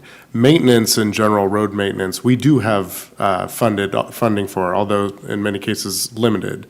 When you see something on this list that's before you that's a capital improvement, for instance, new sidewalks, new bike lanes, these are things that we may not necessarily have funding for. So maintenance is always a priority with the city. When it's a capital project that's on here as far as whether or not we're able to implement it and do we have the funding to implement it, we have to take into consideration a number of other things. So if it is attached to an existing infrastructure that we have out there, yes, maintenance definitely will be part of it. If not, then it is a new project or new capital improvement that we would have to look at other criteria to recommend. I can amend my, my motion. I would still say, though, if you're going to go out and seek additional funding for CIP, I would also ask that you seek additional funding to expedite maybe longer deferred maintenance lead items like Industrial Boulevard and South Park, or Southport Parkway, and Jefferson just as a whole. Sure. So that would be my recommendation. I understand, hey, a pothole gets filled, I get that, that's great, but if you're gonna put in the effort to go get more money, what about going in after deferred maintenance? Is there a second? Second. All those in favor of that motion, please say aye. Aye. Aye. Any opposed? The ayes have it. Thank you very much. Thank you. Moving on to item 5 on the agenda. Consideration of application to join the Transportation for America Smart Cities Collaborative, and appropriation of $10,000 in Measure E funds for program expenses. Hi, good evening, Commissioners. I'm Sarah Strand, Assistant Transportation Planner with the Department of Public Works. And I'm just waiting on a PowerPoint to come up here. All right, so I'm presenting this item tonight on both behalf of the Public Works Department as well as the City Manager's Office, who will be later taking this item to City Council. And this is an item that's focused on an opportunity that was presented to us by Transportation for America. Some of you may be familiar with this organization. They're a DC-based policy think tank who does a lot of advocating for state and federal transportation funding and generally progressive land use and transportation projects. And about a year ago, a little over a year ago, they started a collaborative called the Smart Cities Collaborative. And the mission of this is really to create a learning and supportive network that provides direct technical assistance to local governments, particularly those that are on the leading edge of pursuing smart and new mobility models. This is done by harnessing transformational or disruptive technologies and other types of new mobility options in service of long-term outcomes and implementation. The collaborative was motivated primarily because of the federal US DOT's Smart City Challenge, which some of you may have heard about. It was launched in 2015. There were over 71 applicants, but only one winner. There was a very large purse attached to this, I think over $40 million, and a lot of private partnerships with major tech companies looking at investing in how to make a truly smart city. Of those remaining cities who were not selected as the winner of the Smart City Challenge, 16 of them banded together after Transportation for America decided that it would be a really good idea to continue the momentum behind those applications and provide some assistance to help other cities continue to develop and implement those smart city plans. So it was actually developed on a competitive basis to begin with. 60 of the original Smart City Challenge applicants went on to apply to join the Smart Cities Collaborative, and only 16 were actually selected. They focused on automated vehicles, shared mobility, and data analytics in their first year, in which they would get together at different workshops, share amongst the different local governments, develop best practices, and actually either scope or actually implement pilot projects related to smart and new mobility. And then there's a variety of different cities there who participated in year one. They're about to now kick off year two of the Smart Cities Collaborative, and Transportation for America did reach out to West Sacramento specifically to encourage us to apply. This year, they're going to be a lot more focused on how emerging technologies and new mobility are reshaping the right-of-way and curb space. And there's kind of an underlying emphasis when we talk about new mobility and technology on priced, autonomous, connected, electric, and shared mobility systems. And so they've honed in on 4 different thematic topics this year as a result of that, which is design, as in roadway design, measure, as in performance metrics and data collection, manage, such as curb space management or managing multimodal transportation systems, and pricing, as we're starting to see pricing become a hotter and hotter topic related to some of these emerging technologies and new mobility systems, such as Ubers and Lyfts, or microtransit, or shared, other types of shared transportation options. So this round, there were over 50 local government applicants to the Smart Cities Collaborative, which I will add as a correction to your staff reports, a slightly lower number than was reported there. West Sacramento did submit an application on February 16th, which was the deadline, and we've been notified that we have been selected to participate. We don't know who else has been selected because they haven't made that announcement yet. What we applied for, was to get technical assistance with 2 of our active projects. So the types of cities that tend to get chosen to participate in this collaborative are those who are actively pursuing the implementation of pilot projects or other smart mobility projects, which I believe is why Transportation for America reached out to us. So I'll be talking about these both in a little bit more depth after this item, but our mobility action plan that's focused on streamlining our public transportation system, developing multimodal mobility hubs, and leveraging emerging technology and mobility models to improve access in our community is a key project that we would like to get technical assistance on with this program. And then the other one is, of course, our pending pilot on-demand rideshare service that we're about to roll out in partnership with VIA. And I'll be giving you guys more details on that project tonight, so I'll leave that there. So tonight, what I'd like you to consider is the expense that's associated with staff participating in this, as well as the benefits that we could reap from it. The cost per staff participant is $7,500, and what that includes is 4 national workshops, so they'll be located somewhere in the nation in one of the participating cities, and it includes all flights, lodging, food, and Transportation for America staff time and overhead, all of that kind of stuff. And the city manager's office has also recommended that we include $2,500 towards materials, as a huge part of this is about open sourcing your project and process experience. So it could just be developing boards or other materials when we go and get together with all of these other major cities. So that would amount to a $10,000 funding request, and the city manager's office will be requesting an allocation from City Council from the Measure E Smart Cities Fund from this. So some of the benefits, obviously, Transportation for America is a really highly regarded policy think tank. They do really great research to help inform best practices around transportation investment. This type of technical assistance could really help build staff capacity as we are moving forward with these active projects. And it could also help us to identify and develop additional and new pilot projects that could help us further some of our goals related to becoming a smart city. Some other benefits would include potentially attracting innovative startups and other types of firms to the city, as this will connect us with a lot of major players in this industry right now.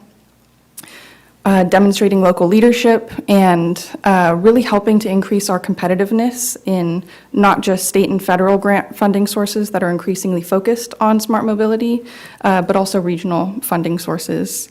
And then lastly, which I think is a really important point, is working with some of these other major cities who are active in this space and pursuing pilot projects can really help us to begin anticipating some of the impacts of these disruptive technologies that are starting to emerge and get out ahead of them and start to craft some policies that help foster equitable outcomes. So the recommended action on this item, staff respectfully requests that the TMI Commission make a recommendation to the City Council in support of the appropriation of the $10,000 in Measure E Smart City funds in order to pay for the membership and related expenses in the 2018-19 Smart Cities Collaborative. I'll stop there and pause for questions. Thank you, Ms. Strand. Any questions or comments from the commission? Yep, go ahead. Who's going? I have been proposed as a staff member to go because I'm managing the microtransit pilot and the mobility action plan. But there's also an alternative in your staff report that you may recommend that another staff person attend. I've spoken with Transportation for America representatives about who typically gets sent from other cities, and usually they'll send a staff person who's working directly on the projects, but they'll also sometimes send people who are more from the city manager's office or even from councils or commissions who can get the deeper dive and really understand what goes into making sausage on some of these projects to help get that balance in governing as well as implementation. Are you asking me to go with you? Be happy to. Other questions or comments? I just have a couple questions then. And so I think first off, it's very exciting that the city of West Sacramento was recognized by this national organization as a leader in future multimodal and smart technologies. So that's very gratifying that we were invited and have been accepted pending city council approval.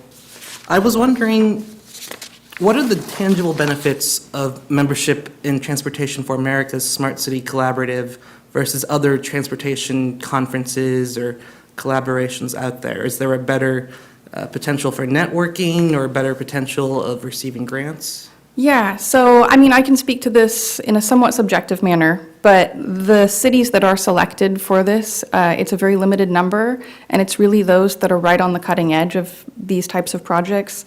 So some examples, LA Metro is also doing a major microtransit project. Centennial, Colorado was one of the very first to do kind of a Uber and Lyft to transit model, and they participated in year one. Austin, Texas has also actually partnered with VIA in the past, but just using their technology to equip some of their transit vehicles to improve transit response and accessibility. So we're talking about a lot of the cities who are being very progressive and acting quickly rather than a general pool of cities at large. So it's a hyper-concentrated peer learning setting. And folks who are really on the ground learning lessons right now and developing best practices. So in that sense, I think we get a greater benefit in that we'll save ourselves time and be able to more quickly identify some cost-effective pilots that we can roll out here without having to learn the hard lessons. And this is also hugely beneficial because we'll be one small city amongst many much larger metropolitan areas. So I think that will help us leverage other resources, make some connections, build some partnerships that we otherwise probably wouldn't have the opportunity to. For example, Sidewalks Lab, some of those types of Silicon Valley startups who are looking to partner with cities to try out some of their newer technologies. This is kind of a channel, a conduit for them to reach out. And I think that type of resource will really help us be well-positioned when that next round of, Smart City Challenge or whatever the next state or federal pool that comes out is going to be, we'll be really well-poised to go after those funds. And just from my understanding then, so this year too was a new round of applications for cities to apply. Mm-hmm. Does that mean that the year one cities are still participating? Since I saw Sacramento was on the list, and I don't know if you've spoken with them about whether they found the experience beneficial and worth repeating. Absolutely. So I did reach out, did some due diligence, reached out to the city of Sacramento as well as SACOG, who participated not as a local government, but as more of a advisor. Just a fun fact side note, their CEO, James Corliss, was actually founded the Smart Cities Collaborative as part of Transportation for America before coming to SACOG. And so I guess City of Sacramento didn't really have a well-defined or discrete project that they were piloting or pursuing when they participated. So both their and SACOG's perspective in year one was that they just learned a ton, were sponges, and absorbed what the other cities were doing and started marinating on ideas for themselves. The feedback I've gotten is that we're extremely well poised to benefit the most from this program because we have well-defined projects that we're actually in the process of implementing. So that's the ideal situation for the collaborative and the idea that Transportation for America had in mind when they designed it.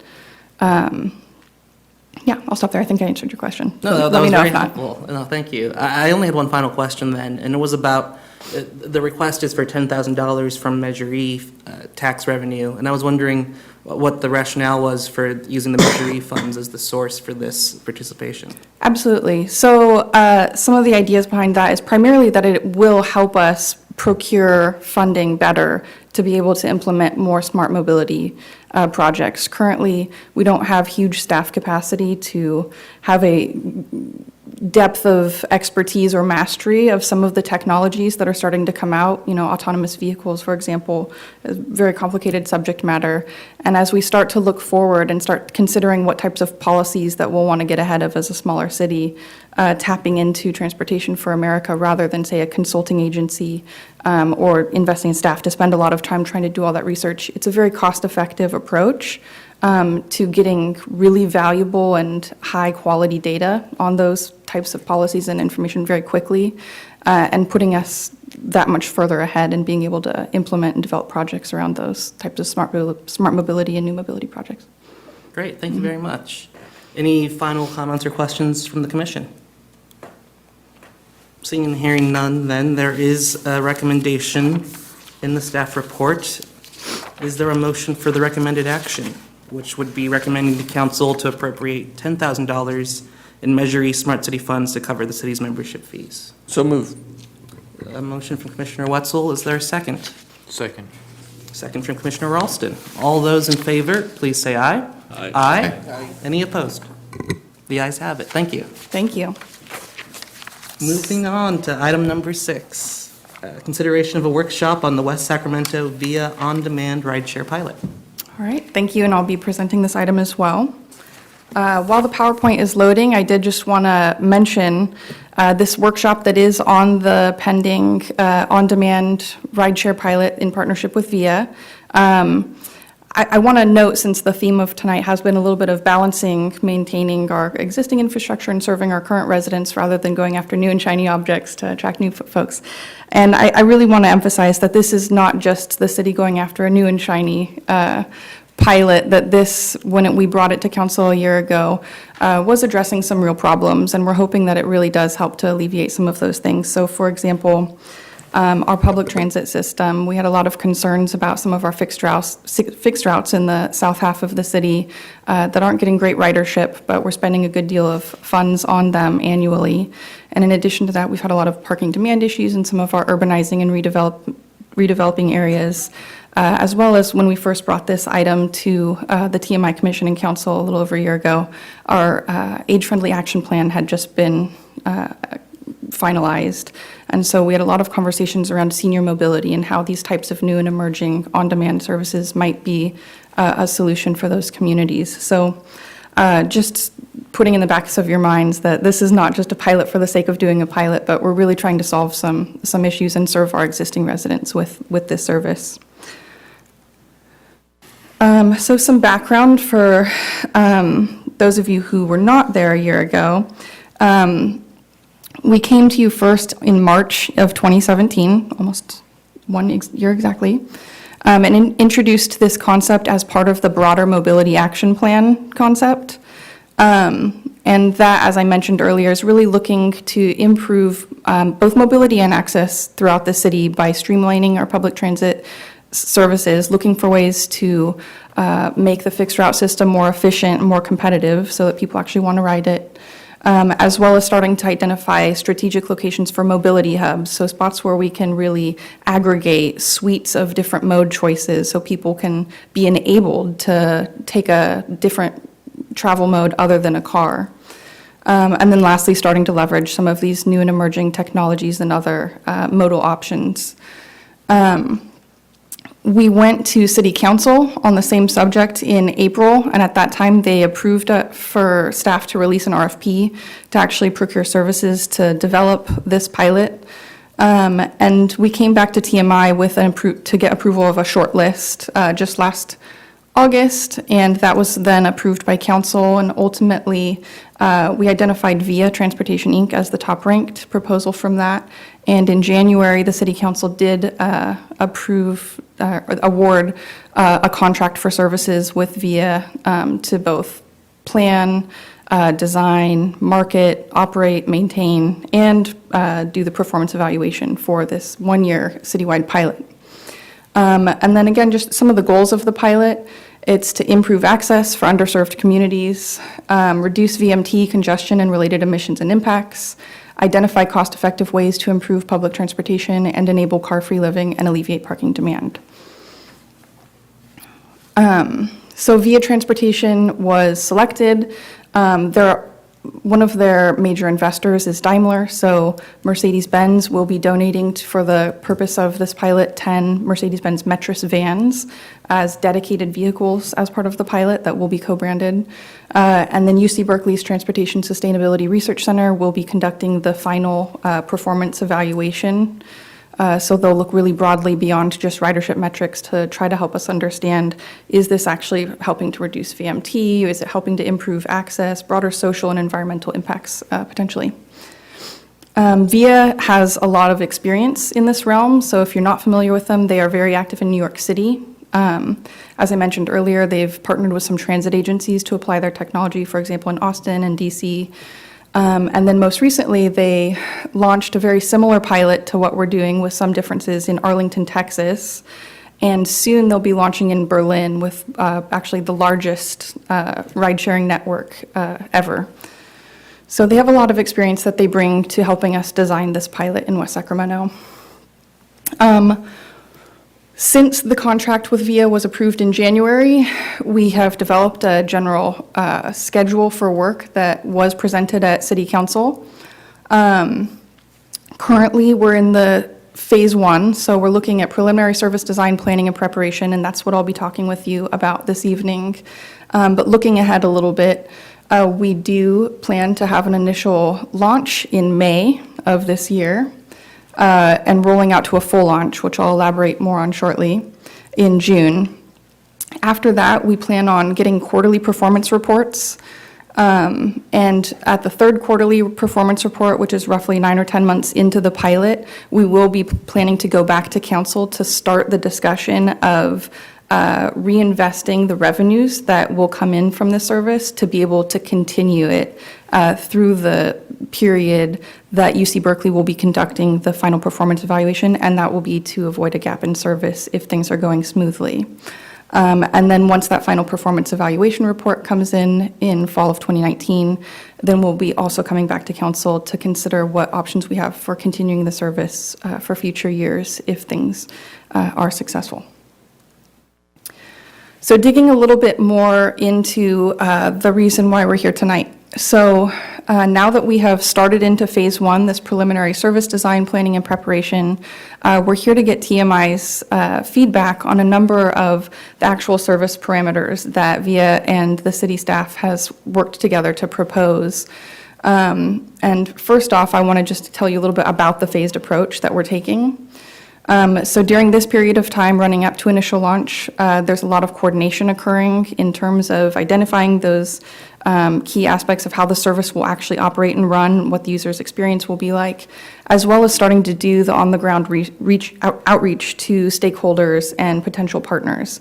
So we've met with YCTD to start coordinating very closely with them, for example, on avoiding conflicts between buses and VIA vans at bus turnouts, as well as considering various co-promotional opportunities for encouraging VIA riders to use transit and transit riders to use VIA. One of the other key things that is occurring during this period is the coordination of a wheelchair accessible vehicle subcontract. That was something that the city required of any provider that we were going to bring on through this effort. VIA has proposed a few different options that they're still currently exploring. One option would be subcontracting with Yellow Cab to provide those wheelchair accessible rides. But an alternative and city-preferred option that they are pursuing is retrofitting one of the Metris vans to be wheelchair accessible, or finding another nice vehicle that they could outfit so that they could provide as close to an equal experience for all residents. There are some constraints related to that because of Mercedes-Benz being the provider of the vans, but we're hoping that that is the one that works out, and we'll keep you updated on that. We are looking at doing an initial launch on May 14th of this year, so that will be accompanied by a major press event. And the idea behind the phase launch is that we would have a short period of time, 4 to 6 weeks, where we would have a limited coverage area and slightly more limited hours of operation than we would when we go citywide full launch. And the reason for that is to really just be able to do this in a more cost-effective way as we roll out and build demand, and help us to iterate and make sure that the parameters that we actually apply during the full launch are informed by some of the preliminary usage data. Whoops.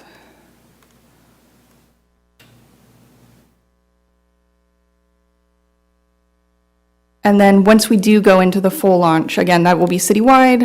We'll have full hours of operation that I'll talk about in a little bit. That's expected to be in mid to late June.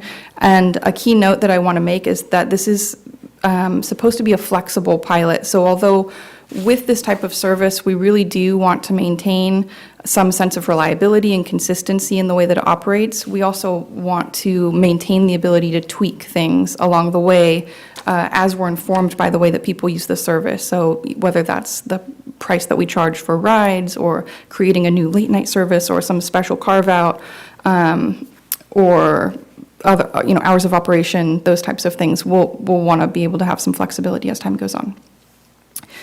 So in talking about the initial launch zone, as part of this phased plan, we would propose to start with a roughly 6 square mile area as the initial launch. And again, this would only last for 4 to 6 weeks, so it's a very brief launch period, but it enables us to collect some data, to scale up in a cost-effective manner, and also to really use the vehicles as a key marketing strategy early on. So one of the key things that VIA has shared with us is in getting the word out, the most effective thing we can do is have something for people to actually go download or try out when we're pushing the word. And so having very heavily branded vehicles with information about the pilot driving around town is a great way to start building demand.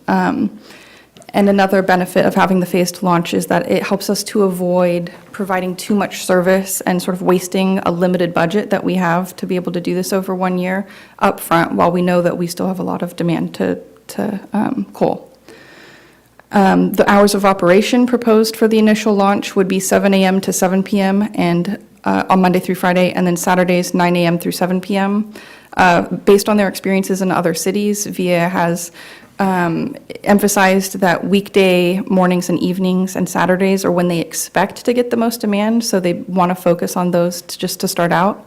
But the full launch would ultimately be citywide, so folks can get an on-demand ride anywhere in the city to anywhere in the city, getting picked up and dropped off at a virtual stop, which means you might have to walk just a little bit to meet your driver.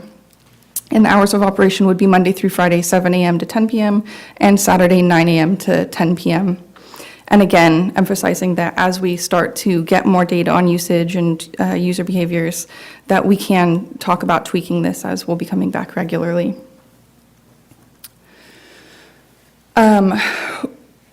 When we received VIA's proposal, and since we did go to City Council, we have known that the concept for the service is that we would charge flat fares that are similar to public transit.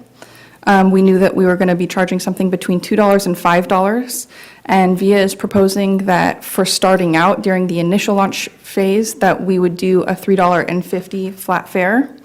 There's a few trade-offs to consider here as well, and the $3.50 flat fare would be per seat, so any plus ones would be another fare, just like riding the bus. By starting out a little bit higher, this gives us the ability to go lower if we feel like we could get more ridership by doing that. But we have been cautioned about starting out too low just to try to get demand, because it's always harder to raise prices on folks than it is to lower them in the long run. And then as we're moving forward, we'll also be balancing some considerations of the fact that the revenues from the service will be reinvested to help continue it. But we also want to make sure that it's a price point that is accessible for many of our residents. So we'll be looking for your feedback on that as well. Some other ideas that we are considering, not for the initial launch, but for the life of the pilot, is if demand does manifest for a certain late night services, then we would consider maybe doing some elevated but still affordable fares for that. So for example, folks going out to the bars or restaurants on Saturday nights, that kind of thing. Or doing some different elevated special events fairs and doing promotions with various partners, as well as doing subscription-based ridership. So similar to getting a monthly bus pass, you could get a VIA pass. So these are just some ideas we're exploring, and we'll welcome your feedback on those later on. So one of the most important aspects of service that we have worked on nailing down and are interested in your input are our standards of service. So what is the user service going to be like, and where's the city stand on this? What VIA has proposed based on their ability to serve other communities is actually a really high level of service relative to our existing public transportation network. Their expected average customer wait time, as in when a VIA vehicle would arrive after requesting a ride, would be 6 to 8 minutes from the booking. And they broke that down a little bit for us, that they would expect that 80% of users would have an ETA of less than 10 minutes. 90% would have an ETA less than 15 minutes, and no rider would wait longer than 21 minutes for their VIA ride to arrive. In terms of actual travel time and what we might expect for users in that regard, there's a little bit more unpredictability in that because VIA hasn't really operated in a city quite like West Sacramento yet. We have a lot more varied land use. We have a lot more lower density suburbs to the south, a lot of industrial. But they anticipate that about 10 to 15 minutes from pickup to drop-off would be the average travel time for users, and that most trips, since this is a shared ride service, picking up other users would not add more than a few minutes to any single user's ride. And then lastly, the maximum walking distance. So as I mentioned, the VIA service operates on a virtual bus stop model, and what that means is they have a highly sophisticated algorithm that, as it is grouping riders in real time and navigating routes along those shared riders, it's dropping points along the way, so they're not picking people up where they stand necessarily, unless that is optimal for the network. They may ask folks to walk up to 1/10 of a mile, or approximately 500 feet, so no more than about a city block. And this is something that they've heavily tested in other cities, and they've found that this is kind of the optimal distance, the sweet spot for netting ridership while still being able to optimize their network of vehicles. And then we'll also be considering some special cases for defining door-to-door service. So for example, some of our limited mobility or senior populations. And on that note, I've mentioned this a little bit already, but making sure that this provides equitable access. This was a major point of emphasis from the TMI Commission when we first visited on this subject in November. So there will be dedicated wave vehicles for folks using wheelchairs. Drivers will be trained to assist riders into the vehicle and pick up, drop off riders at a more convenient location if they are mobility impaired. There will be stored value cards for unbanked users, and you can book a ride by traditional telephone in addition to using your smartphone app. So now we'll get into a little bit of the more fun stuff, depending on what your definition of fun is. But we have some preliminary app designs as well as the design for the vehicle branding. And the vehicle branding is actually hot off the presses, so you will be the very first folks other than me to see it. And so we don't have a recommendation on the vehicle branding, so we'll be very welcoming to your feedback on it. The way that the smartphone will work is very similar to an Uber and a Lyft platform. It will be co-branded to have the West Sacramento logo. VIA has proposed a couple of different names to us, and we're inviting the commissioner's input on those. They've proposed West Sacramento On Demand or West Sac On Demand. And then once you go in, it's really similar to Uber and Lyft, like I said. So you put in your origin and your destination, it spits out your fares. You can pay by card. So then moving on to some of the vehicle branding concepts that we've received. There's option 1, which is the original. This is the same branding design that VIA has rolled out in a couple of other cities, including Arlington, Texas. There is option 2 with the Tower Bridge emphasized as part of our logo. Option 3 with a golden swoosh. And option, that should be option 4, but a slightly modified swoosh. So some very exciting alternatives for you to consider here. I'm happy to come back to them at the end of the presentation. So another key feature of the service that we're considering and soliciting input on is the idea of identifying community hubs and developing partnerships along the way. A simple thing that we can do is in the smartphone app, just highlighting some major destinations so it facilitates folks either to attend to those places or just make it easier for them to find on the map. So for example, the rec center, the transit center, those types of things. But then also further developing some of these different marketing or partnership opportunities. So I already mentioned some of the things we've been coordinating with YCTD on.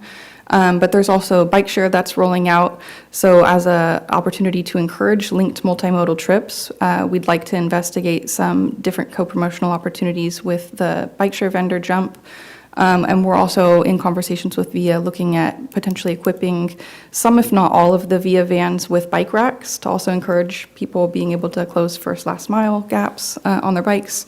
We've also done some in-depth research with members of BBCAN talking about some of the older adult community outreach and getting some input on how best we can go out to those communities and talk about this service, since it is, although many of the folks in that community are actually comfortable with this stuff, there's also many that are not, and making sure that we're finding the right approach to helping them understand that there are going to be resources available for them to be able to use this even if they are not comfortable using a smartphone, for example.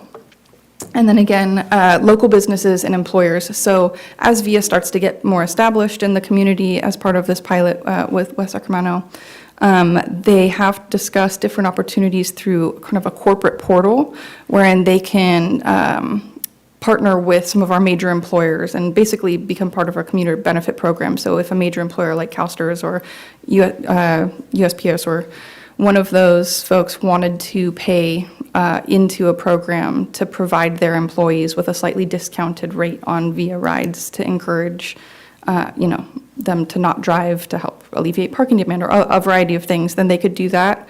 As well as looking for partnerships with some of our local restaurants and other major event sponsors to look at how we can co-promote the service, for example, with Rayleigh Field. We could look to start helping alleviate some of the congestion around those events by having folks get a discount on their VIA ride when they buy their Rivercat tickets or something like that. And then the last thing that I'd like to mention in terms of parameters of the service are age restrictions as a matter of policy. So by federal legislation, TNCs are open for folks between the ages of 13 and 18 to use with the consent of their parent or guardian. Children under the age of 13 are not allowed to ride a VIA without an accompanying guardian or parent. The one caveat is that youth between ages 13 and 18 would need to sign up for their own independent account, and that's just to comply with federal privacy protection acts. One thing that staff has been discussing internally is leveraging this pilot to help serve our Summer Steps internship program, as transportation has been cited by some of those participants as a major barrier. And then the last thing I'd like to touch on is looking ahead. So when we did take the contract with VIA to council in January and looked ahead at our schedule for the project, the only change that was made was, rather than reporting on our performance of the service quarterly, the council would like us to be coming back monthly. And so we'll be going every month to City Council to give them updates on any ridership trends, work completed to date, any issues that have come up and how we've solved them, any proposed or implemented service modifications, as well as starting to workshop some of the more nuanced policy implications of this type of service. So, for example, starting to look at some of the marketing plan, but really also starting to dig into the performance metrics for something like this, since it is new, it is a pilot. How do we define success? Although we want to reduce VMT, for example, we might actually be increasing access for communities that currently are underserved. So there's some trade-offs and different ways of looking at things there. And then development of ongoing marketing and partnerships, quarterly performance reports that will be provided by VIA, and then we'll be looking to the commission and the council to help direct staff if there are any other topics or policy considerations that you would like brought back before you. So the recommended action this evening is that the TMI Commission conduct a workshop to discuss the proposed features of the pending West Sacramento VIA on-demand rideshare pilot, and make a recommendation to the City Council in general support of the service parameters that were presented by staff tonight for implementation during the initial launch, which is that 4 to 6 week period of the West Sacramento VIA on-demand rideshare pilot. So with that, I do just have kind of a summary of some of the topics that we went over this evening, and I'll be happy to answer any questions as well as receive your feedback on these items. Thank you. Thank you, Ms. Strand. Any questions or comments from the commission? Yeah, we could get mine out of the way. the workshop would be another gathering, we all just come in here and learn all about it, is that the intent of it? The workshop is right now. Oh, well, then Is the we're done. intent of it, yeah. Then I got questions. Who's your audience? Who, in your first year of this going out, who do you assume, if you had to put $1 down, is going to be using this service? Sure. So based on who VIA has tended to capture in other markets, in TNCs in general, it is younger people, millennials, people who use smartphones. But there is also a market for commuters. Since we are limiting the boundary of our service to just citywide, that will be something to really watch, because we're not providing a direct connection to downtown where our employment center is. However, we did also implement service improvements to the downtown shuttle alongside the development of this pilot. And so we're looking at how do we make it really easy for folks to take VIA to the downtown shuttle and then go downtown. From the user perspective, there's trade-offs there because of the transfer, the perceived barrier, the wait time. But currently, compared to the existing fixed routes, it would cut the travel time in half or almost a third potentially.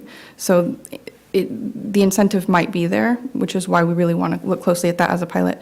And then the last thing I'll mention is VIA, of all the TNCs, actually has the largest ride share from seniors. They have a 33% ride share in New York City, and seniors love the service because it helps them to connect to community amenities that they otherwise didn't really have great service to or had more difficult transportation modes prior to. So that's something we're really excited about and hoping that it will carry over into our community as well.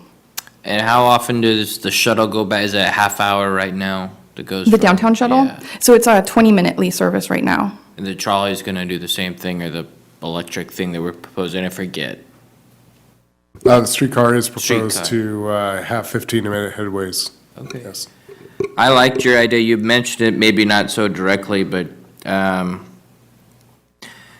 buying Rivercat tickets, family of 4 going. I'm not $40 for a VIA to take my family to and from is just parking's $10. So that's not feasible. But what if you partnered with the Rivercats and they just automatically, for West Sac residents, somehow attached a $2 coupon or a $2 one-way, just part of your ticket. So if a $15 ticket's now an $18 ticket, and that includes transportation for you and every ticket holder, because you need a ticket for every seat, same as the bus or the Mercedes. So I like that idea. I think that's local participation and a local transportation mode. I don't know that I'm a fan of this particular. I'd rather the city supplement me $5 for every Uber button I hit, and I can go anywhere I want, and $5 is $5 off of it. Gets me downtown. Because my other question is, I see a great service in the afternoon, evening, nights to get from your neighborhoods to downtown. I guess I would be guessing on how popular that would be, but your millennials want to go do something. And to go do something, I'm guessing, I'm maybe a little too old, but I would say it's in the middle of the night. So I would encourage us to quickly push the pilot into trying that. Could you get something from the boathouse to downtown and something from this area to downtown, and just try something and maybe step outside of the city boundary as part of your pilot, so you have explored every opportunity. So as you come to the end of this, you have real data making a real decision off of. And then my last question is, was there any indication why the council chose to go from quarterly to monthly on updates? Sure. So 2 things. First, I just want to confirm that last question or comment that you made was that you're recommending that the pilot try to expand beyond the city boundary to locations in downtown sooner Yeah, than? I mean, as you've gone your 6 weeks, now you've gone through June, you're into July, you're citywide, and maybe it's not picking up. So what else could it possibly do? Maybe you'll find that another niche and announce in that month of August, September, before it gets cold again, try something. Just try one more thing, because if that doesn't pick up either, then nothing inside the town or going outside of the town is worth it. You'll have that real information. Just because I'm not for it wouldn't mean that people wouldn't be. And if there's really a need for that 6 o'clock, 7 o'clock, 8 o'clock on the hour to get downtown on Friday, Saturday, there could be a huge, I'll walk to the boathouse. It's a 10-minute walk to get to downtown as part of a dinner or a night out with my wife. I think that would be enjoyable and more within my realm of possibility of using it. Right now, I don't use the city bus. I don't know that I'd find any need for this. I have a family of 4. It's way too expensive. So a family who you're trying to target, I don't know, $40 for a round trip within the city limits is just not, I don't know. That would be tough. Okay, and then I'll answer your other question. So, City Council emphasized that they believed this was one of the most important projects that we're working on right now, if we get it right. And as such, they would like us to be coming back monthly, just to make sure that they're constantly involved in this process. They also expressed that they felt like they didn't get as in-depth of opportunity to provide some input on the project running up to the RFP. So they wanted us to come back and dig into some of the policy workshopping a little bit more.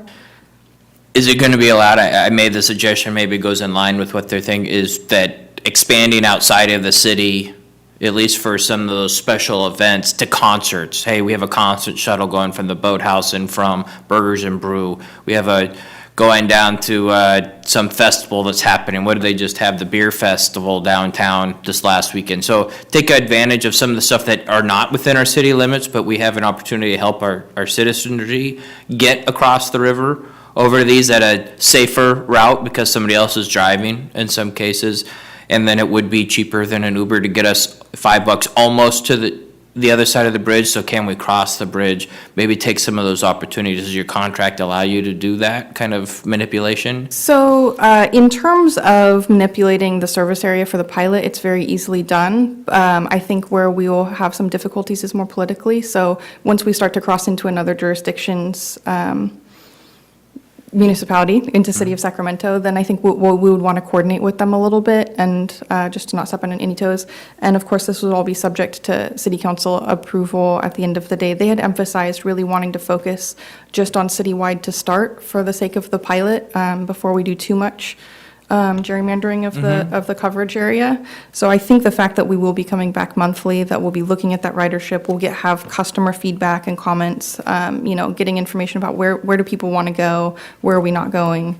That'll help inform those decisions along the way. So if we do recognize, there's a ton of demand for late night service, there's a ton of demand for going downtown, then we can make that consideration.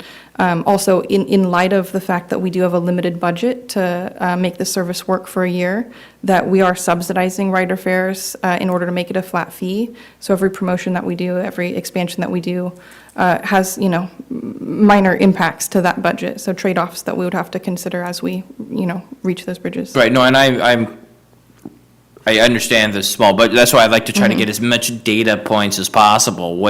When is your peak? What age is your peak? Why are they using it? How often are they using it?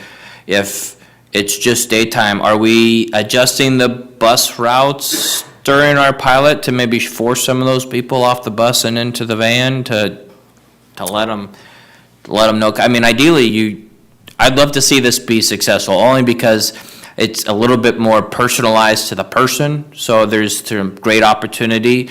Again, I've said, I think, in every meeting, I enjoy saying it, the bus stop is right behind my house. I see it twice a day, as empty as always.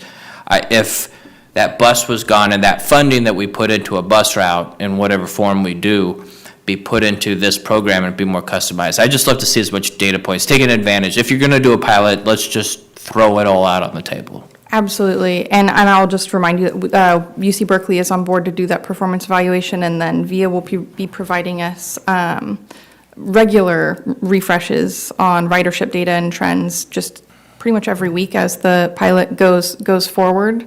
A huge reason for why we're doing this is whether or not this service pans out, the data itself is of great value to us to inform our other planning efforts, including our fixed routes. So that has been kind of on the back of the mind for this project, that once we get a better idea of how well this performs, it really can help us start to re-examine our existing fixed route network and look for some of those efficiencies and consider maybe, replacing some or all of our underperforming routes and reallocating some of those funds over.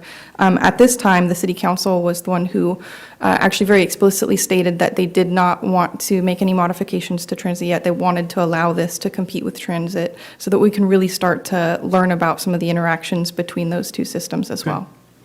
Thank you, appreciate it. Yeah, absolutely. Other comments or questions? Commissioner Wetzel? Great presentation, and really appreciate you coming by. A couple things. One, question on VIA drivers. Are they employees of VIA? Are they employees of the city?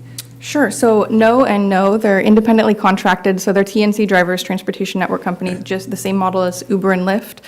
The difference with the VIA model is that they will not be paid per trip, they will be paid hourly.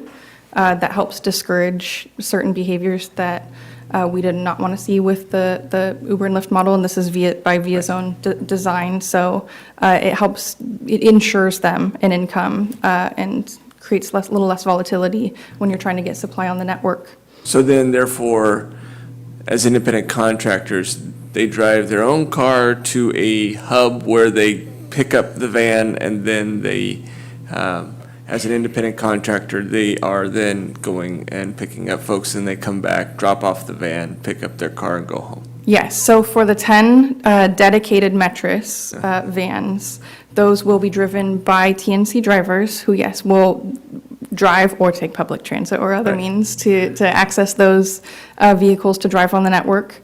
The other thing that I failed to mention earlier, and I'm glad you reminded me, is one of the key features of this service is that it is flexible, not just in being on demand, but also in its supply. So if we do end up being wildly popular and demand for the service exceeds the capacity of those 10 vehicles to provide rides at a high level of service, then the network will invite folks in their personal vehicles, like a traditional TNC model, and they would be able to help pick up that additional demand. Okay. So then, therefore, I'm sure just like Uber, Lyft drivers, they have all the extensive, well, it seems like they almost need to have a little bit more extensive background checks because they are providing a public service rather than a private service. Is that correct? So they are subject to all the same CPUC regulations that other TNCs are subject to, and we did add in an extra layer of background checks into the contract that we made with them, mostly related to not hiring folks who have had any, violent crime offenses and certain types of felony offenses. Yeah, because I think especially with your ridership guidelines, TNC, technically, you're not supposed to be using it unless you're over 18. Like your Uber Lyfts. But if you're having a public transportation and it's a 13 age threshold, then definitely we need to make sure that that guideline is even more stringent, especially, and also public. This is a public program, not a private enterprise, so to speak, although we are contracting through VIA. Another question I had, RT has something going on in Citrus Heights. Are they doing something similar, or is that just an RT deal? Sure, so I can talk about that in a Just briefly, because it is getting late. Yeah, let me summarize. It's similar but different. They had all of the existing capital assets, the vehicles. They slapped technology from a company called Transloc onto 2 cutaway vehicles that only have capacity to provide rides for probably 15 people on each vehicle, and they're running those citywide. So they don't have the ability to flex like we'll have, but otherwise very similar in terms of flat fares, public transit, but going more on demand. Okay. And then finally, I like the bridge, the big bridge design. Number 2? Yeah, number 2. Thank you. Other comments? Commissioner Hopkinson? Yes, thank you. I wanted to touch on the branding of the bridge might be the best branding to accommodate what I think I think a potential user of this is going to immediately try to compare this with Lyft or Uber and using that. And a lot of people that I know that are very comfortable with using smartphones and Lyft and Uber, they will take public transit because they know it's kind of a civic duty that they're doing to support the municipal transit, which I want a robust transit system, definitely. But I think it could prove problematic in some ways if people do start comparing and seeing that Lyft and Uber is just cheaper sometimes, or it can get into downtown. So those are definitely things to consider. But a strength might be definitely specifying that this is a public service and big part of West Sacramento transit in whatever branding decisions you can make to that extent might be a good thing. And I hope that it is successful. And maybe a name, Vansit, that came to mind. Has anybody thrown that around? Maybe saying it out loud doesn't sound that good, but but Other comments or questions? I just have one on the branding also. I also like the Tower Bridge design, and I guess the only thing, I don't know if it's too redundant to have it on City of West Sacramento. I know that's the logo, right? But I don't know if it's too much to have a double Tower Bridge, but I like the Tower Bridge. Oh, you mean like with the little logo and the big And then bridge? the City of West Sac and then Little Bridge and then Big Bridge, but some sort of big bridge on there looks good. or maybe just have a black back with yellow letters, like a generic soup can, and just say West Sacramento Vansit or West Sacramento Transit to really, it's kind of a joke, but yeah, making it look as official and city transit as possible. Other comments or questions?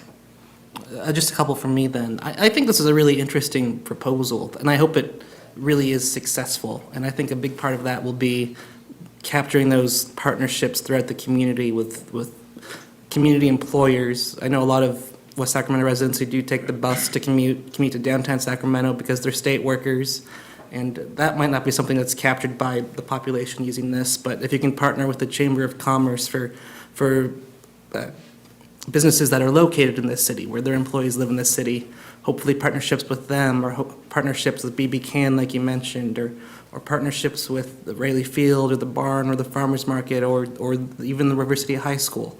I like that you're looking for that right now and really trying to make the program successful.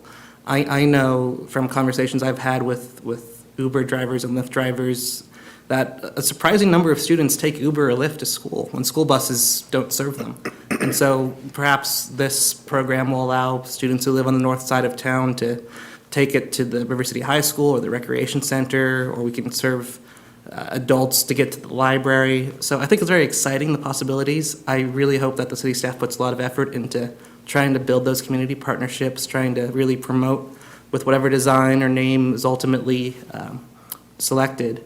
I just had a couple questions about the way the ride share will operate. And so it looks like there are 10 vans with a potential for more, as you mentioned. The potentially more, they wouldn't necessarily be vans though, correct? No, so the additional vehicles that would be pulled on the fleet if demand exceeded the 10 metris supply would be folks in their personal vehicles, and those would be held to the same standards that all TNCs are held to in terms of, year, make, and model, and that type of thing. I'm sure the quality will be great. Well, knock on wood, hopefully. I was thinking more in terms of if this is meant to be a substitute for current bus users. A lot of bus users, in terms of being multimodal, will use bikes, for example. And I read in the staff report that some of these vans may be equipped with bike racks, or maybe all of them. Sure, yeah, so that's something that's just really tentative that we just started to talk about, particularly in light of the service's launch in May, which is Bike Month. So we really want to emphasize this being something that can support linking multimodal trips. We haven't nailed down additional funding to put the bike racks on, but we're looking into some different opportunities for doing that. So it may be some, maybe all, it depends. Right. And then my final comment, I suppose, is that I echo the city council. I think making sure that this project serves potentially underserved communities is very critical. So outreach to the older adults, or we have a large Spanish or Russian-speaking population, for example. So in terms of being able to phone in and order a ride or to use the app, is it in multiple languages? Is it English only at the moment? So I have crested that conversation with VIA at least in regard to outreach materials, but we haven't got so far to discuss what it would take to be able to translate the actual platform for using a smartphone application, but that's something that we're actively pursuing. Great. And then my final comment is just I fully agree with the pilot project being east of Jefferson instead of a north-south city divide. I think that would be a much more full capture of whatever the potential ridership would be.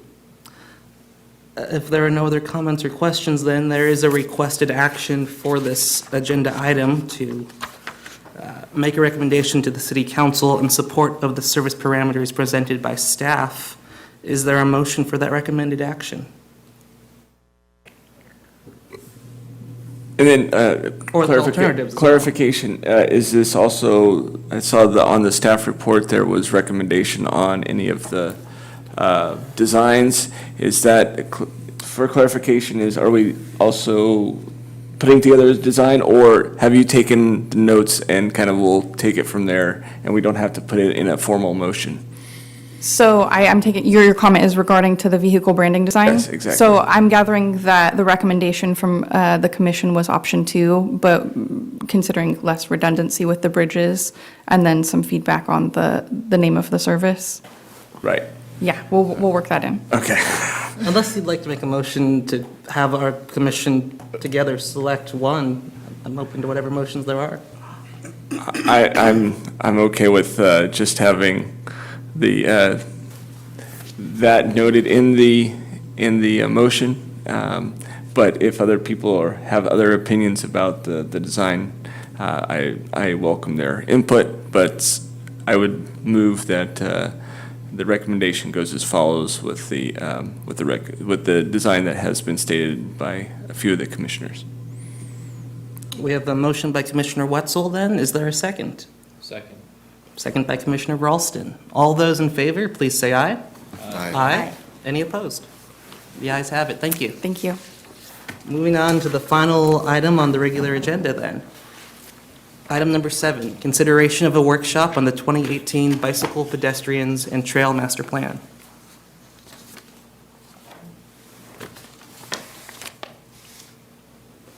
Good evening again, Chair and members of the Commission. Again, Chris Doherty, Public Works Department. I'm waiting for the PowerPoint to launch here, and we will kick off the presentation.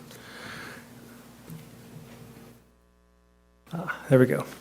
The item before you this evening is a workshop on the 2018 Bicycle Pedestrian Trails Master Plan. A preview of this item was before this commission last month on February 5th, and as we discussed then, the agenda packet in front of you today included a draft of the Bike and Pedestrian Trails Master Plan. The draft that you reviewed is an internal review draft. There are still some placeholders and a few errors that we are correcting, but we wanted to bring this item to you early enough into the process to really incorporate your feedback into the process moving forward.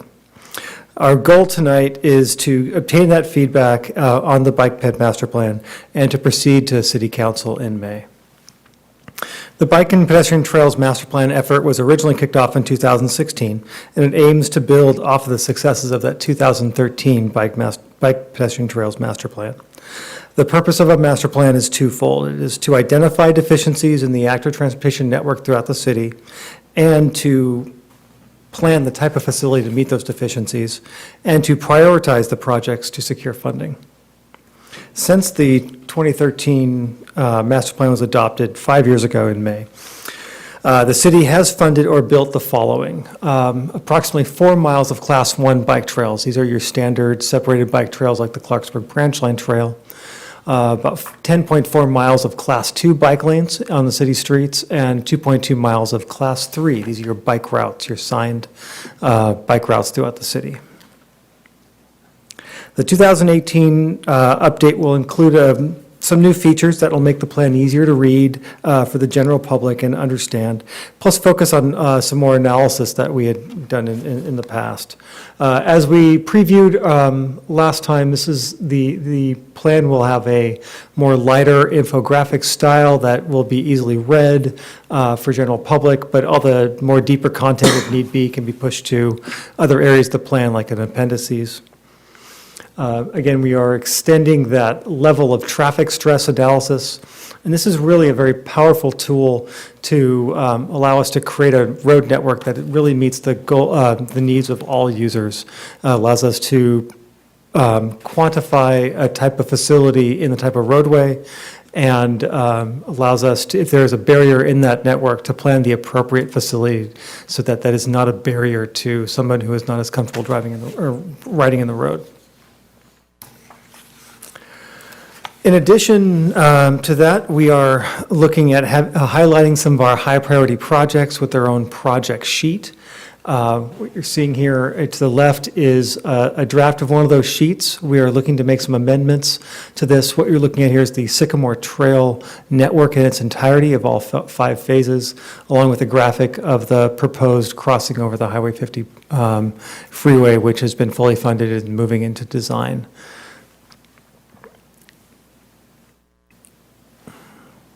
And really, the goal of these sheets is to be able to, in one page, can make a one-page brochure of that project, of the full scope of the project, the benefits of the projects, and some pictures of it relating to it, to really act as a brochure for a funding application or for an outreach meeting to already be condensed into the plan. And as noted earlier, this draft will be revised extensively before going to council, and there are a few revisions that I'd like to kind of go over tonight. Again, the project sheets will be amended to be a little more of a brochure and a little more visually impressive. I'd like to make some adjustments to the prioritization tables of the projects in the plan. Most notably, I would like to move them away from a numeric scoring metric into a high, medium, and low priority. Mostly that high priority segment would be projects that not only meet and address a real need in the city, but are also feasible of happening now, so that and what this will do is allow us to really pick and choose what project to meet the funding program best, to really best tailor our funding efforts to get these projects constructed. And for example, like a medium priority project might meet a high need, but may need another project or a major effort to realize it. A good example is a segment of the Sycamore Trail system that needs the rail relocation to happen for it to cross over the Deepwater Channel. That could be a huge priority for the city, but we are awaiting a larger project for that to kind of clear that hurdle to move through.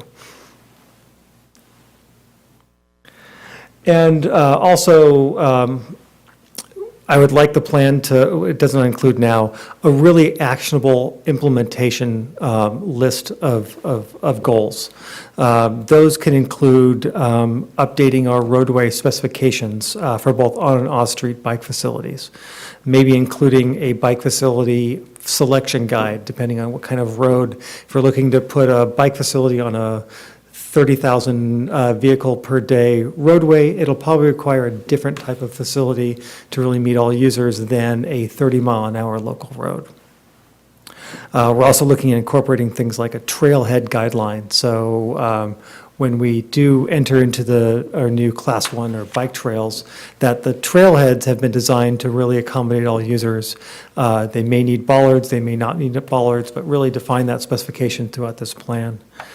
And also include bike parking specifications. That's something that has been deficient in the last few plans, to really come up with a standard across the board for bike parking. And also incorporate those bike parking standards into the zoning code when we go through the zoning code modernization program that is moving forward this year. So the master plan is expected to, we're going to the Parks Commission tomorrow night with a similar presentation. And then we'll be going on to council workshop in May 9th, and then hopefully returning for adoption in either May 23rd or June 13th, depending on how much modifications we get from the council workshop. And with that, this concludes my presentation. I would like to hear your feedback on the draft plan that's in front of you now. Thank you very much. Any comments or questions from the commission? Go ahead. So I think you just mentioned that the priority list, you're going to do some more modifications to that. Yes. So I flipped through it a couple of times, and I didn't find the Fifth Street on there. Is that not on the Fifth Street under the overpass? It's probably called South River Road there. Oh, okay. That road changes from Fifth Street to South River Road to Village Parkway throughout its length, and it's probably Okay. categorized somewhere else. Okay, so I could have mentioned that during the locks project. Yes. But that project actually is currently under design Okay. and is fully funded and is moving forward. Oh. So that we are using a project to extend Riverfront Street to build a separated cycle track on one side of the road to completely separate bike travel from the vehicular travel through that corridor.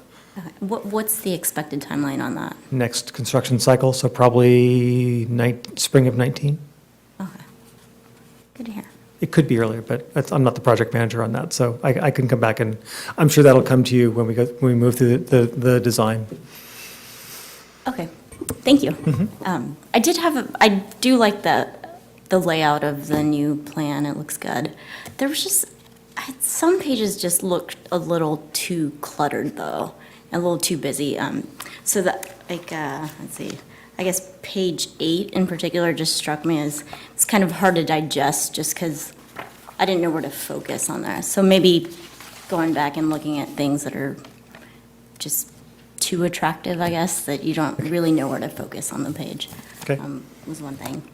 And for schools, I didn't see Lighthouse on there. I don't know if it's not a recognized school. There's a map of safe travel to schools. Sure. And we're going to be adding an entirely new appendix to this that will address kind of the summary of the Safe Routes to School project that we've been working on. Okay. So I'll have to look and see if we can incorporate Lighthouse into that. Okay. And Lighthouse is moving next school year. Yes. Okay. Off of Bright, I believe, or somewhere in that area, yes. I don't want you to go through this whole planning for, the church. Other comments or questions? And I just want to real quickly echo, I like the infographic-heavy approach to the master plan. I think that really increases the usability for members of the general public. While you mentioned it still has plenty of detail for other groups as well. And just seeing on the staff report, it mentioned that for the recent Parks and Open Space Master Plan update, it was very popular and common mentioned in that survey that the most requested amenity across the community are new walking and biking trails. So since this is such an attractive document, I hope that the city staff will do its due diligence in publicizing this document so members of our city can look at it and be aware of all the wonderful amenities we have. We will do. There's no coincidence that this will probably be adopted in May, that we can do a larger launch around May as Bike Month and to celebrate the new plan. Great, thank you. There's no request action on this one, so if there's no motions, thank you very much. Thank you. In that case, moving on to the General Administration Function Part 2 of the agenda. Item number 9, letter A, the Transportation, Mobility, and Infrastructure Commission calendar. And it says the next regular meeting is scheduled for Monday, May 7th. Is that correct? Yes, Mr. Chair. Right, thank you. Moving on to item B, reports from city staff. Mr. Chair, the commission had requested to hear parking utilization on 2 occasions. We've worked out that the economic development staff are going to be presenting to the commission on that at the May 7th meeting in conjunction with our finance department. Oh, excellent, thank you. Item C then, future agenda item requests by members of the commission. Any future item requests? Seeing that, item D, adjourn. Is there a motion to adjourn?